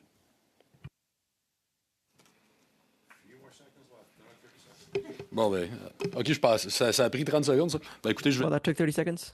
Okay, I will pass the floor to my colleague. I just wanted to comment that this is a very skewed dialogue about mining, and wanted to share a quote from an Inuk who has experienced, for example, the environmental assessment process in Nunavut. Joan Scotty wrote a book about her experience with uranium and gold mining. She, quote, wrote, "Without a doubt, this co-management framework looks pretty good on paper. There appear to be many opportunities for community participation and several checks and balances to protect the environment. However, my community's experience with gold and uranium mining show that our ability to influence these processes is actually very limited. Ultimately, this system leaves real power in the hands of mining companies." I'm very much hoping that in this study that you also hear from Indigenous peoples, from First Nations, Métis, and Inuit when you're talking about the impact of mining and what role it can have on national defense. Thank you very much for your input. Mr. Bazan, you now have 5 minutes, sir. Thank you. So just on the investment side, you guys are saying that it's hard to attract capital investment. And Valley just recently, sold your large stake in the Thompson mine. Did that raise enough capital to go deeper, or is that just what I read from the press release, mainly focused on maximizing the brownfield that's there right now, including the tailings? The $280 million of capital that we helped to raise from partners and building a global partnership for that is to extract more from what we've got. If there's opportunities for the new owners to either go deeper or to find new deposits, something that they have wanted to explore. The new CEO of the company has said she wants to double production from that mine in the next 5 years, and the minerals are there to do that. Is there any plan of reopening the smelter in Thompson? That's something the new owners are looking at. There's no commitment at this point. I think it's let's stabilize the operations, let's increase the production. We increased production at that mine by 22% last year, so that's a great part of the effort of the people there and the minerals that are there, the infrastructure that's already there. And there is at least another 75 to 100 years worth of more nickel there. So the opportunity is there, and it's great to see some investment in Manitoba. And most of that investment is based U.S. and Canada or Australia? There are 4 parties to the investment, 3 of which are Canadian: Exxaro, Valley Base Metals, and Canada Growth Fund, and we're grateful for that investment. And we have brought in Orion Resource Partners, which is a New York-based private equity. We have looked at the Maple 8 and other public pension funds around Canada.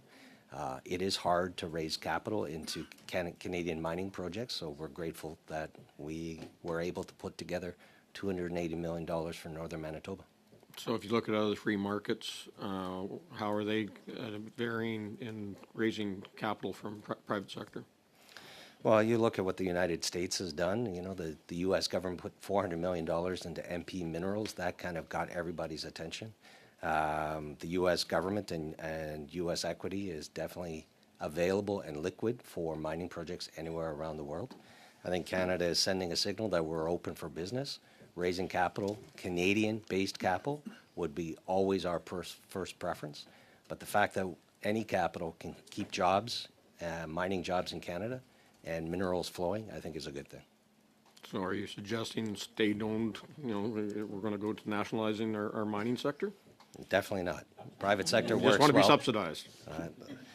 The opportunity exists for pension funds in Canada to invest their capital for a healthy return to make sure that jobs and minerals are flowing.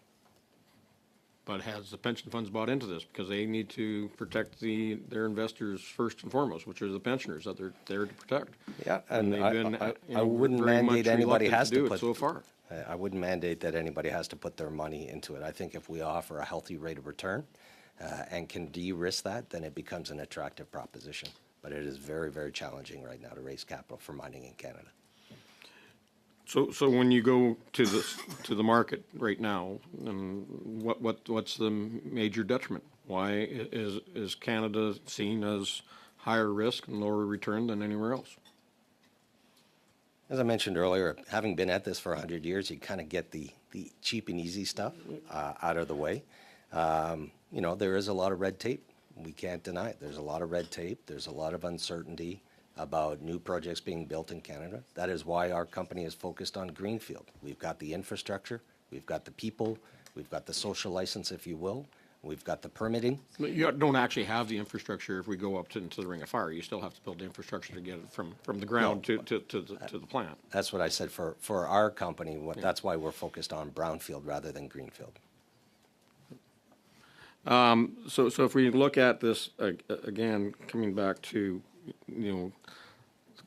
recommendations that we're doing as a committee, and I'll go back to the Mining Association and Business Council. Like, what are this? When we were looking at it, and I appreciate the Business Council, you brought forward three main recommendations. So, and on the innovation side, I agree with you. But the approval process and how we get more processing done. What are the recommendations specifically we have to do to speed that up? I would kind of ask you to look at your question with maybe through a more holistic lens and say that there's kind of three broad areas that are really critical right now for attracting investment. We talked a little bit about kind of like the climate policy bucket. There's still a lot of uncertainty there right now. We know that the federal government in Alberta are negotiating through their MOU, potentially a new price point. We have to see how this unfolds. Long-term trajectory down to 2050 is going to be very important for understanding good project economics in Canada. The second would be around the regulatory piece, which I think we've discussed to a reasonable extent in this session.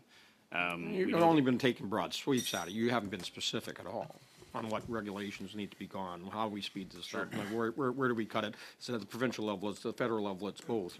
That's where we have to come down. I think moving to one project, one assessment, and then something that includes one decision should be the gold standard that we're striving to achieve.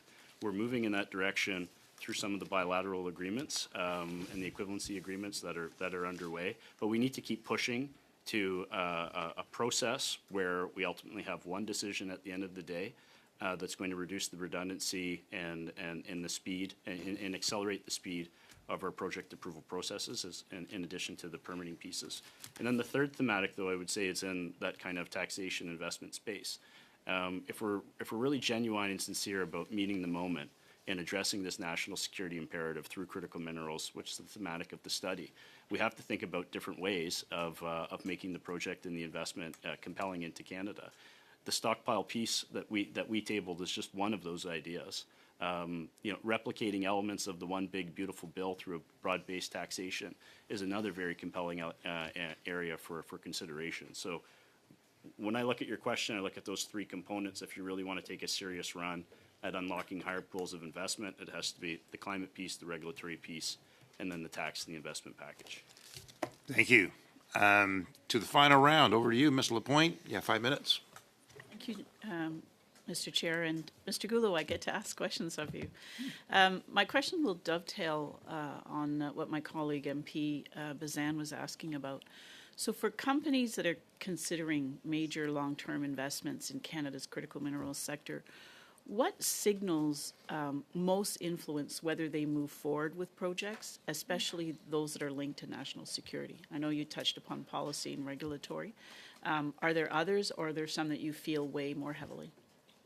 Well, tone from the top certainly matters.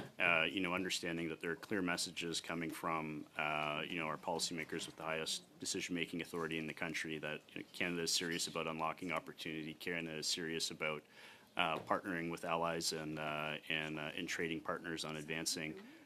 This is exceptionally important, but it's ultimately action. We need to see implementation on the ground. We've talked extensively about the length of our regulatory and permitting processes. They are improving, but that story still needs to be told in a more penetrating way that kind of really resonates with decision makers. And we also have to see some of these other areas on the tech side really come to fruition in order to have a senior person within a company justify to their board that Canada is a safe zone and is going to demonstrate an ROI on the investment that they make in the country. Because back to my opening remarks, capital is very agnostic. It can go to the place where it has the path of least resistance and do what it's supposed to do, which is turn $1 into $2 or more. In your opinion, how can Canada position itself within North American and allied supply chains to ensure that we remain a trusted and indispensable partner in defense-related minerals? I think we have a tremendous opportunity in this regard. Your question really underpins the proposal that I communicated about the stockpile in the context of NATO partners and allies. But we're very bullish on the role that we think Canada can play in strengthening North American energy security. We think that across a number of different energy supply chains, inclusive of critical minerals, nuclear and uranium. And to some of the points that my colleagues have made earlier about not only our deposits, but where we have refining and processing strength already, we can be a serious supplier to North American markets. We already have a dominant import position in many commodities in the U.S.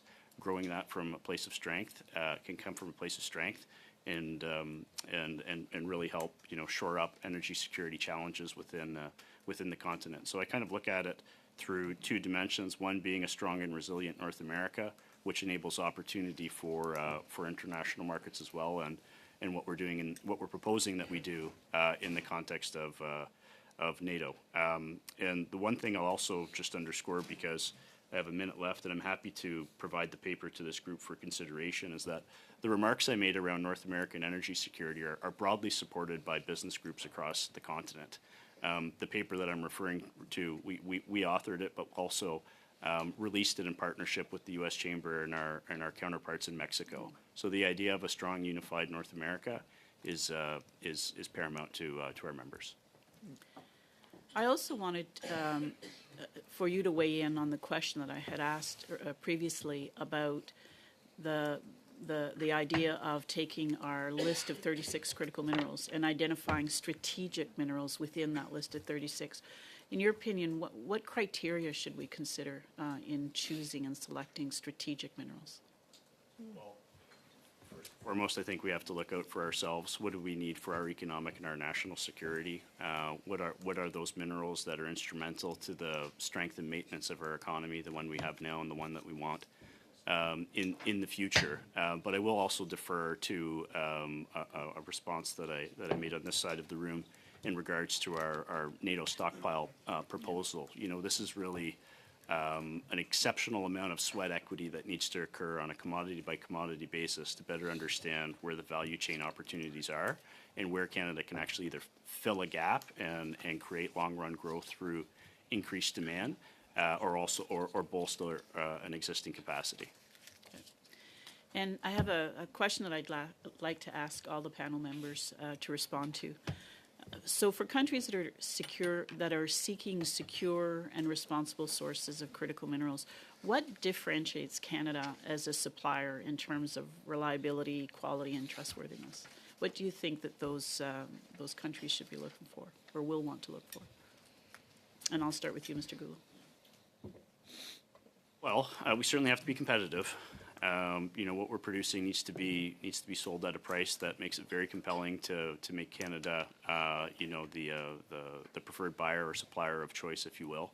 But they're also looking for reliability, which is why I thought it was very important to communicate to you today the importance of supply chains, the importance of strong trade corridors, the importance of supply chain resiliency. We have some reputational damage internationally to repair on account of our supply chain starting and stopping on almost quarterly basis now.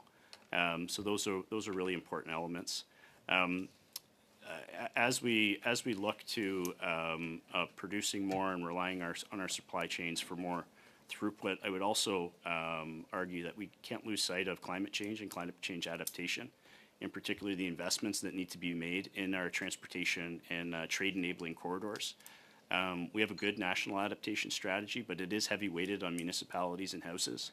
We can't lose sight of our economic corridors and why we need to make them resilient. We have a number of extreme weather event examples that underscore how fragile our supply chains are when they come to atmospheric rivers, wildfires, all these other aspects. So I would have those three things out there for you.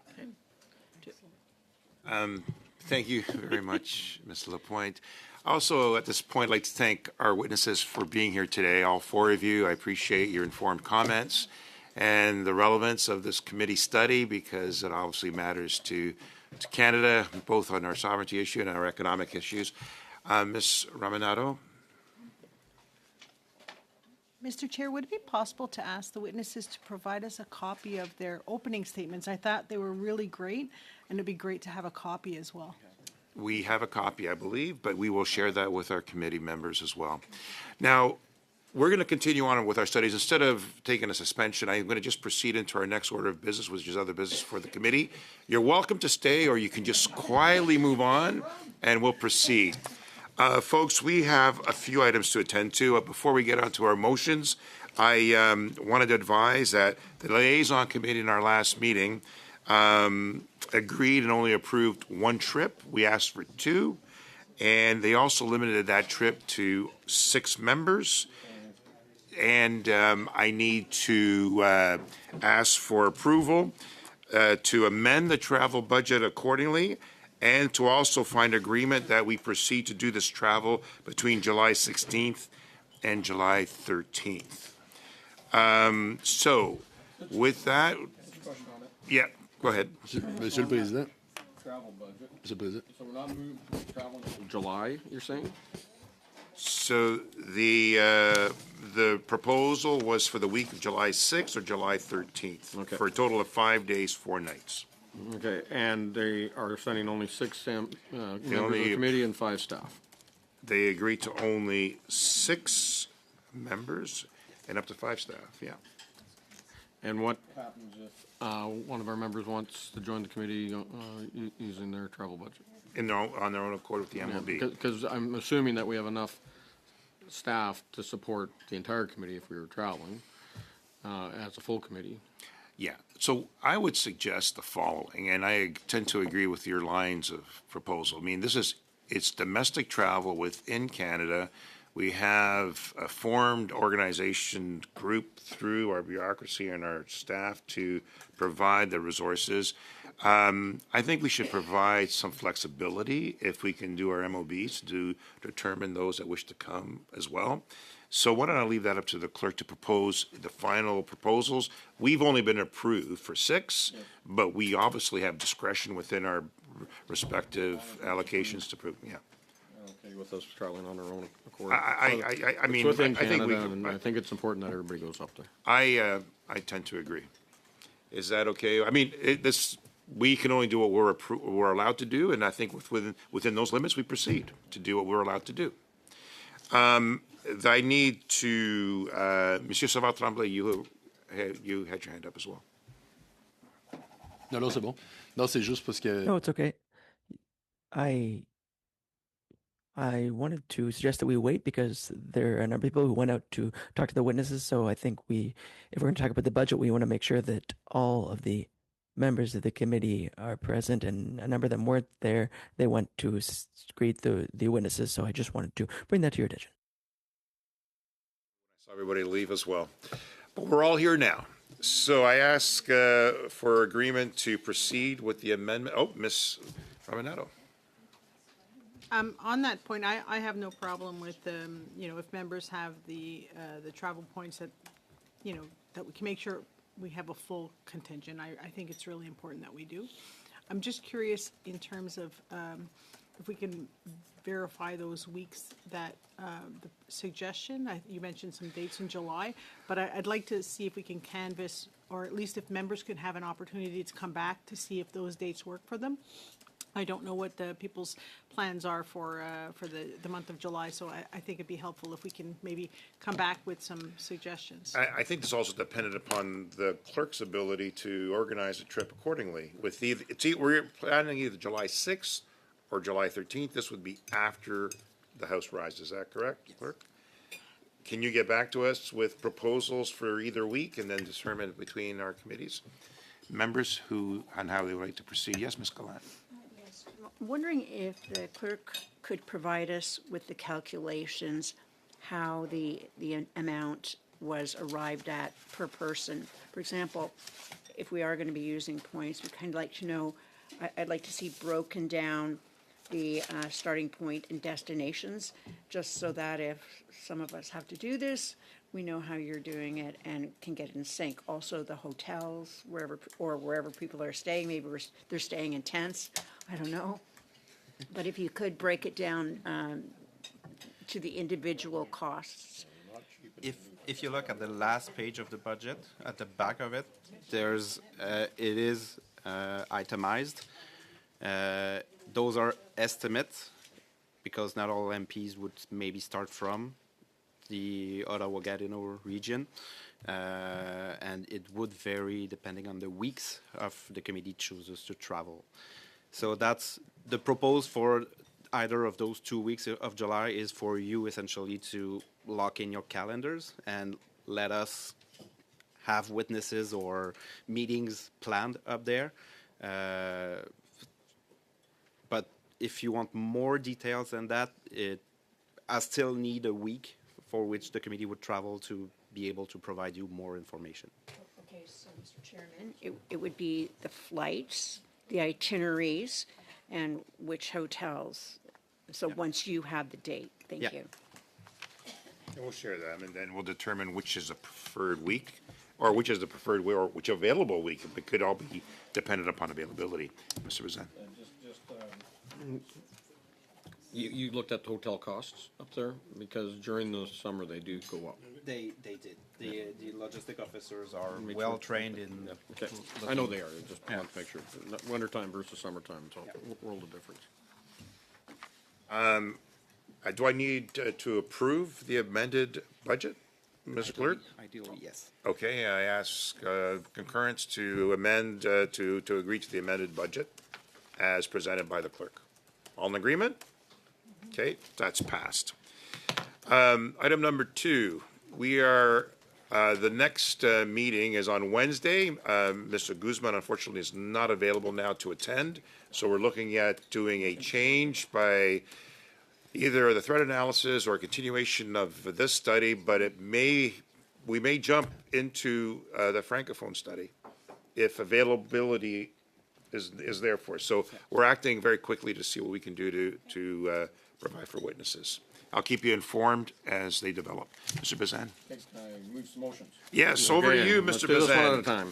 All right. So first one, notice motion we gave on Friday, pursuant to the motion adopted on November 25th to invite the parliamentary budget officer to prepare for no less than 2 hours. The meeting consideration be expanded to also include his new report titled Fiscal Implications of Meeting NATO's 5% Commitment, and that he appears no later than March 13th. And I would think that if Wednesday is free, the PBO is an easy one to bring in. We already have a standing motion that goes back to November. To invite the PBO, I'd ask that we expand it to include this new report along with his previous report, and that he appears at the earliest possible time. Okay. Any comments? Ms. Raminato? Well, I can't really discuss publicly any other possible notices of motion that have not been moved. I know there are multiple ones with multiple dates, so I would like to suggest that we that we amend this motion to read that he be invited to appear as soon as possible, only because there are some other things that might be time sensitive that need to be booked before.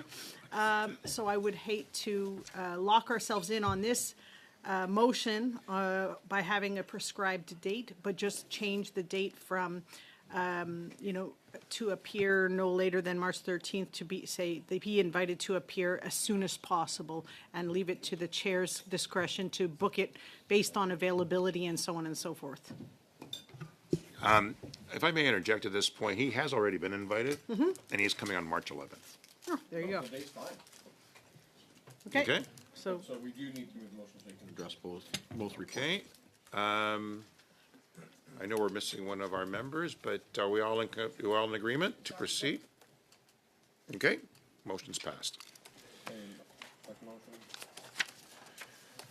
Okay, I move that the committee invite the National Defence and Canadian Forces Ombudsman to appear for no less than 2 hours to discuss his new report titled Marking Time, A Decade of Stalled Progress for the Primary Reserve. Study appears no later than March 27th, 2026, and that where relevant, his testimony be considered for the committee study report on inflection point 2025, since there is crossover there between the reserve restructuring that's happening under the new Army inflection point 2025. Again, this is officer of Parliament that's responsible to report back to not just the minister but to this committee, and so I think it's imperative on our work that we hear from him. Further comments? Ms. Raminato.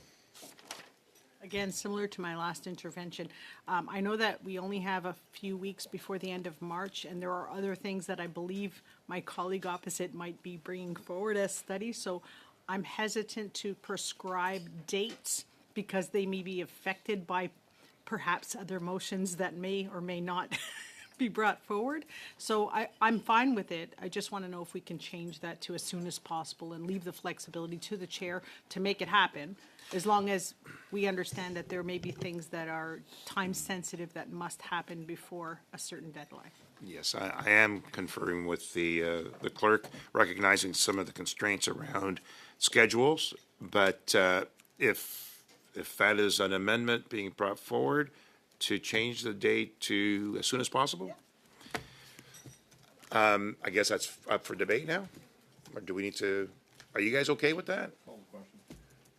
Okay, I pose the question on the amendment. Do you want to pose a question on the amendment and go from there? There's her. Yeah. Bottom line, we just have to constrain ourselves with the times that are available to us. But do you want to read a question or just? The question is to amend the sub-amendment by Ms. Raminato is to change the date from March 27th, 2006 to no later than as soon as possible. On division? On agreement? Agreed. Next motion. That the committee invite the Minister of National Defence to appear for no less than 2 hours to discuss the Defence Industrial Strategy, which was released last week. On this last one? Yeah. Okay, we need to, okay, fine, we need to, I thought it was on division already. I thought That's, then I said let it go, yeah.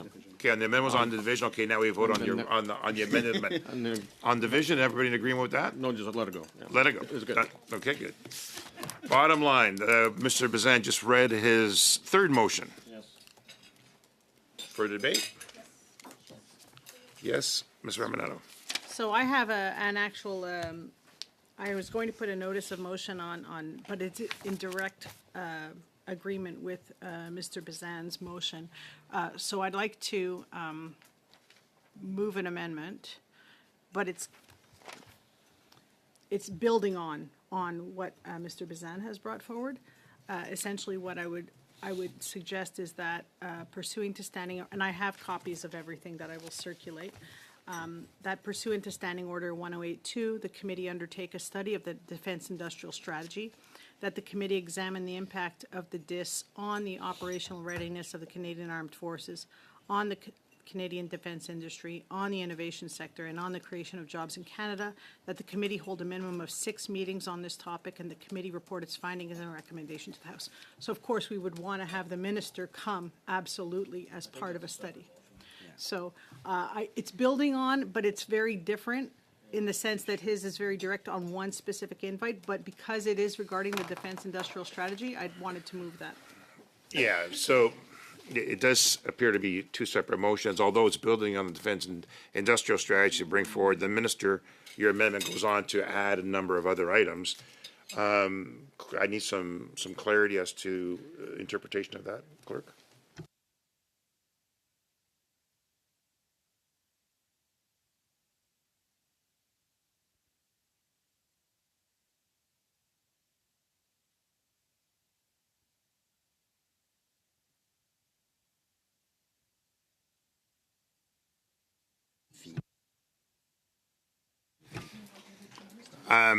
All right, so if Mr. Bazan is unwilling to add all that into this motion, which is ultimately what's being asked, are you okay with that, or do you want to proceed with this as a standalone? That one has some different components in it, and, you know, we're talking about inviting other witnesses, we're talking about more meetings, we're only talking. There about is one overlap, as you can see. Yeah, there's overlap, but then, you know, they can always vote this down and then move shares, but I think this is the one we Est-ce want. qu'on peut avoir le This is here texte? for 2 hours. We haven't been getting the minister to your committee. I am sensitive with the francophone study, that's all. Yeah, exactly. That's why I'm having. Je veux juste avoir le texte avant de réfléchir. I'd just like to have the text before I take a look at it.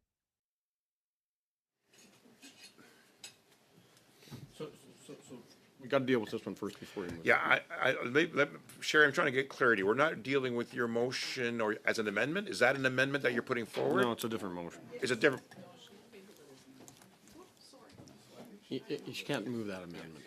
Yeah, so my issue is that, Sherry, if we provide this as an amendment, I'm not sure you can use it again. So I need some clarity. I think we proceed with Mr. Bazan's motion and deal with that as a standalone. Do not, what's been shared with me, Monsieur Savard, is basically Sherry Ramonato's motion. She's tabling her motion at this point.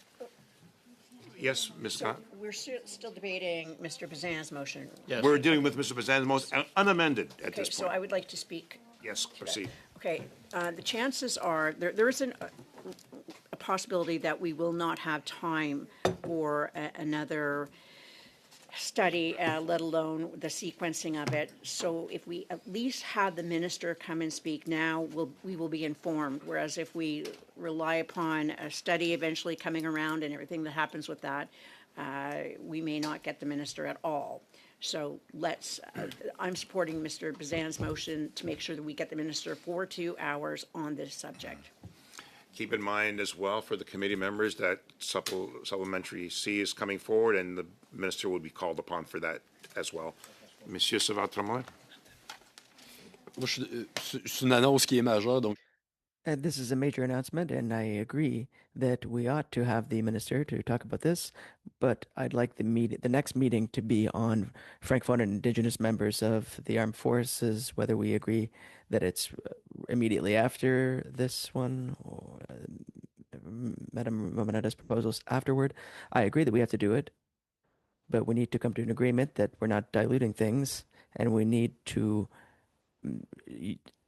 choose our priorities. For the members, the way I understand it, Mr. Bazan's put forward a motion to provide for the minister to arrive on this one item.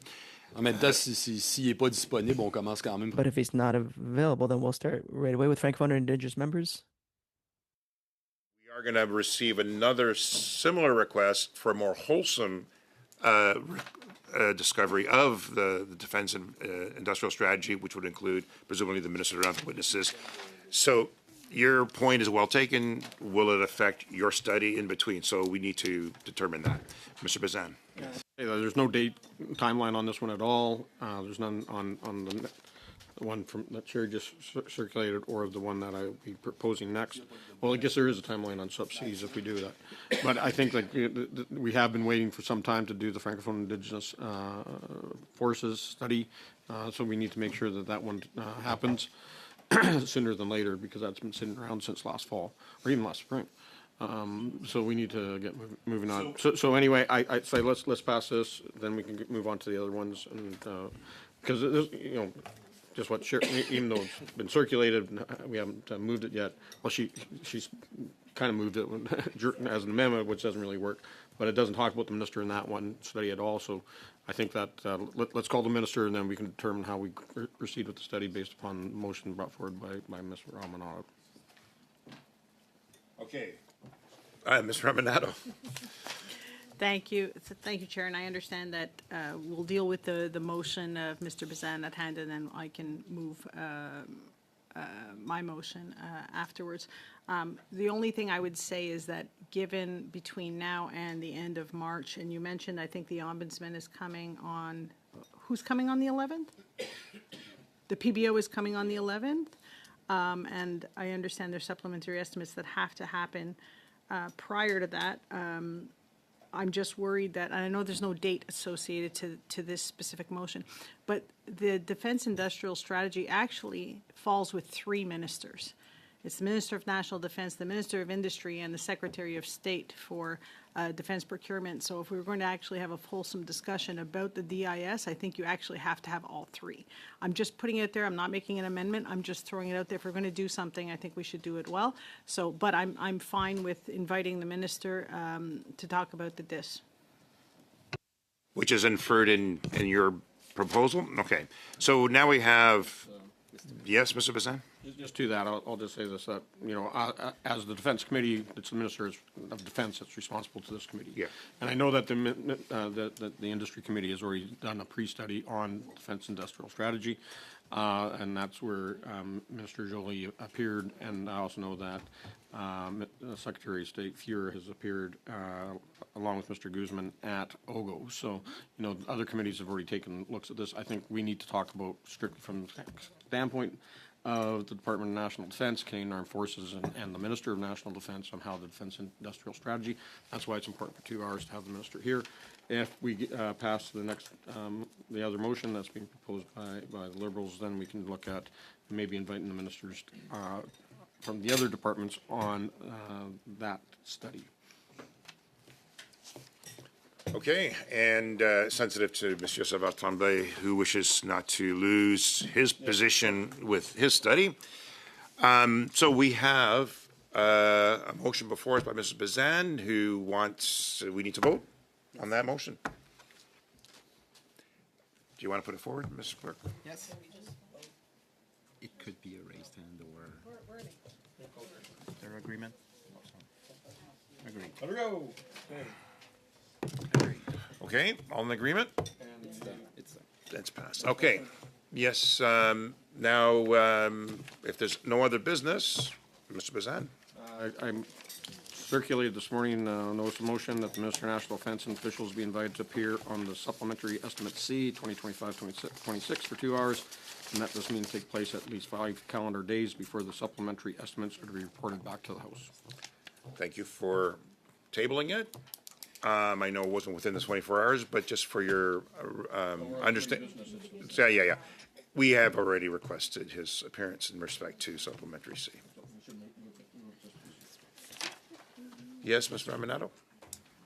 So on that note, traditionally when the committee has the minister in front of the committee regarding supplementary estimates, the first hour is the minister with the officials, the second hour is with officials. So I'm not sure if the committee would like to maintain that tradition that we invite the minister for the first hour along with the officials, and then the second hour the officials can drill down and answer questions if that's okay with the committee. Let it happen. Your concurrence. I will adjourn the meeting. Oh, Frey, well, let's move it. What about mine? Yeah, I kind of, is it a given, clerk? Are we in? No, what about mine? Oh, my God. The amendment, I'll move the motion. Okay, I move the amendment.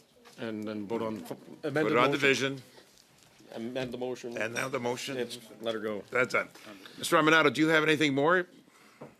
So on that lovely note, I have circulated to all members of the committee a notice of motion with respect to the DIS. I'm happy to reread it out, but I don't want to. You all have it.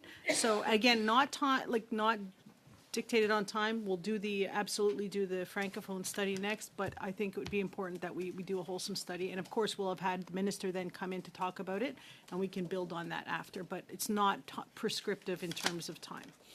We're in committee business. Yes, Monsieur. Just move an amendment that, since we already have the minister coming, that we change the minimum of 4 meetings. I'm fine with that. Okay. Recognizing that we're going to have the minister engagement with respect to this as well. Do we need to, I mean, can we take this motion and approve it now? Yes. As amended? We all agree? Okay. Mr. Salvatore, I'm going to cancel it. Meeting adjourned.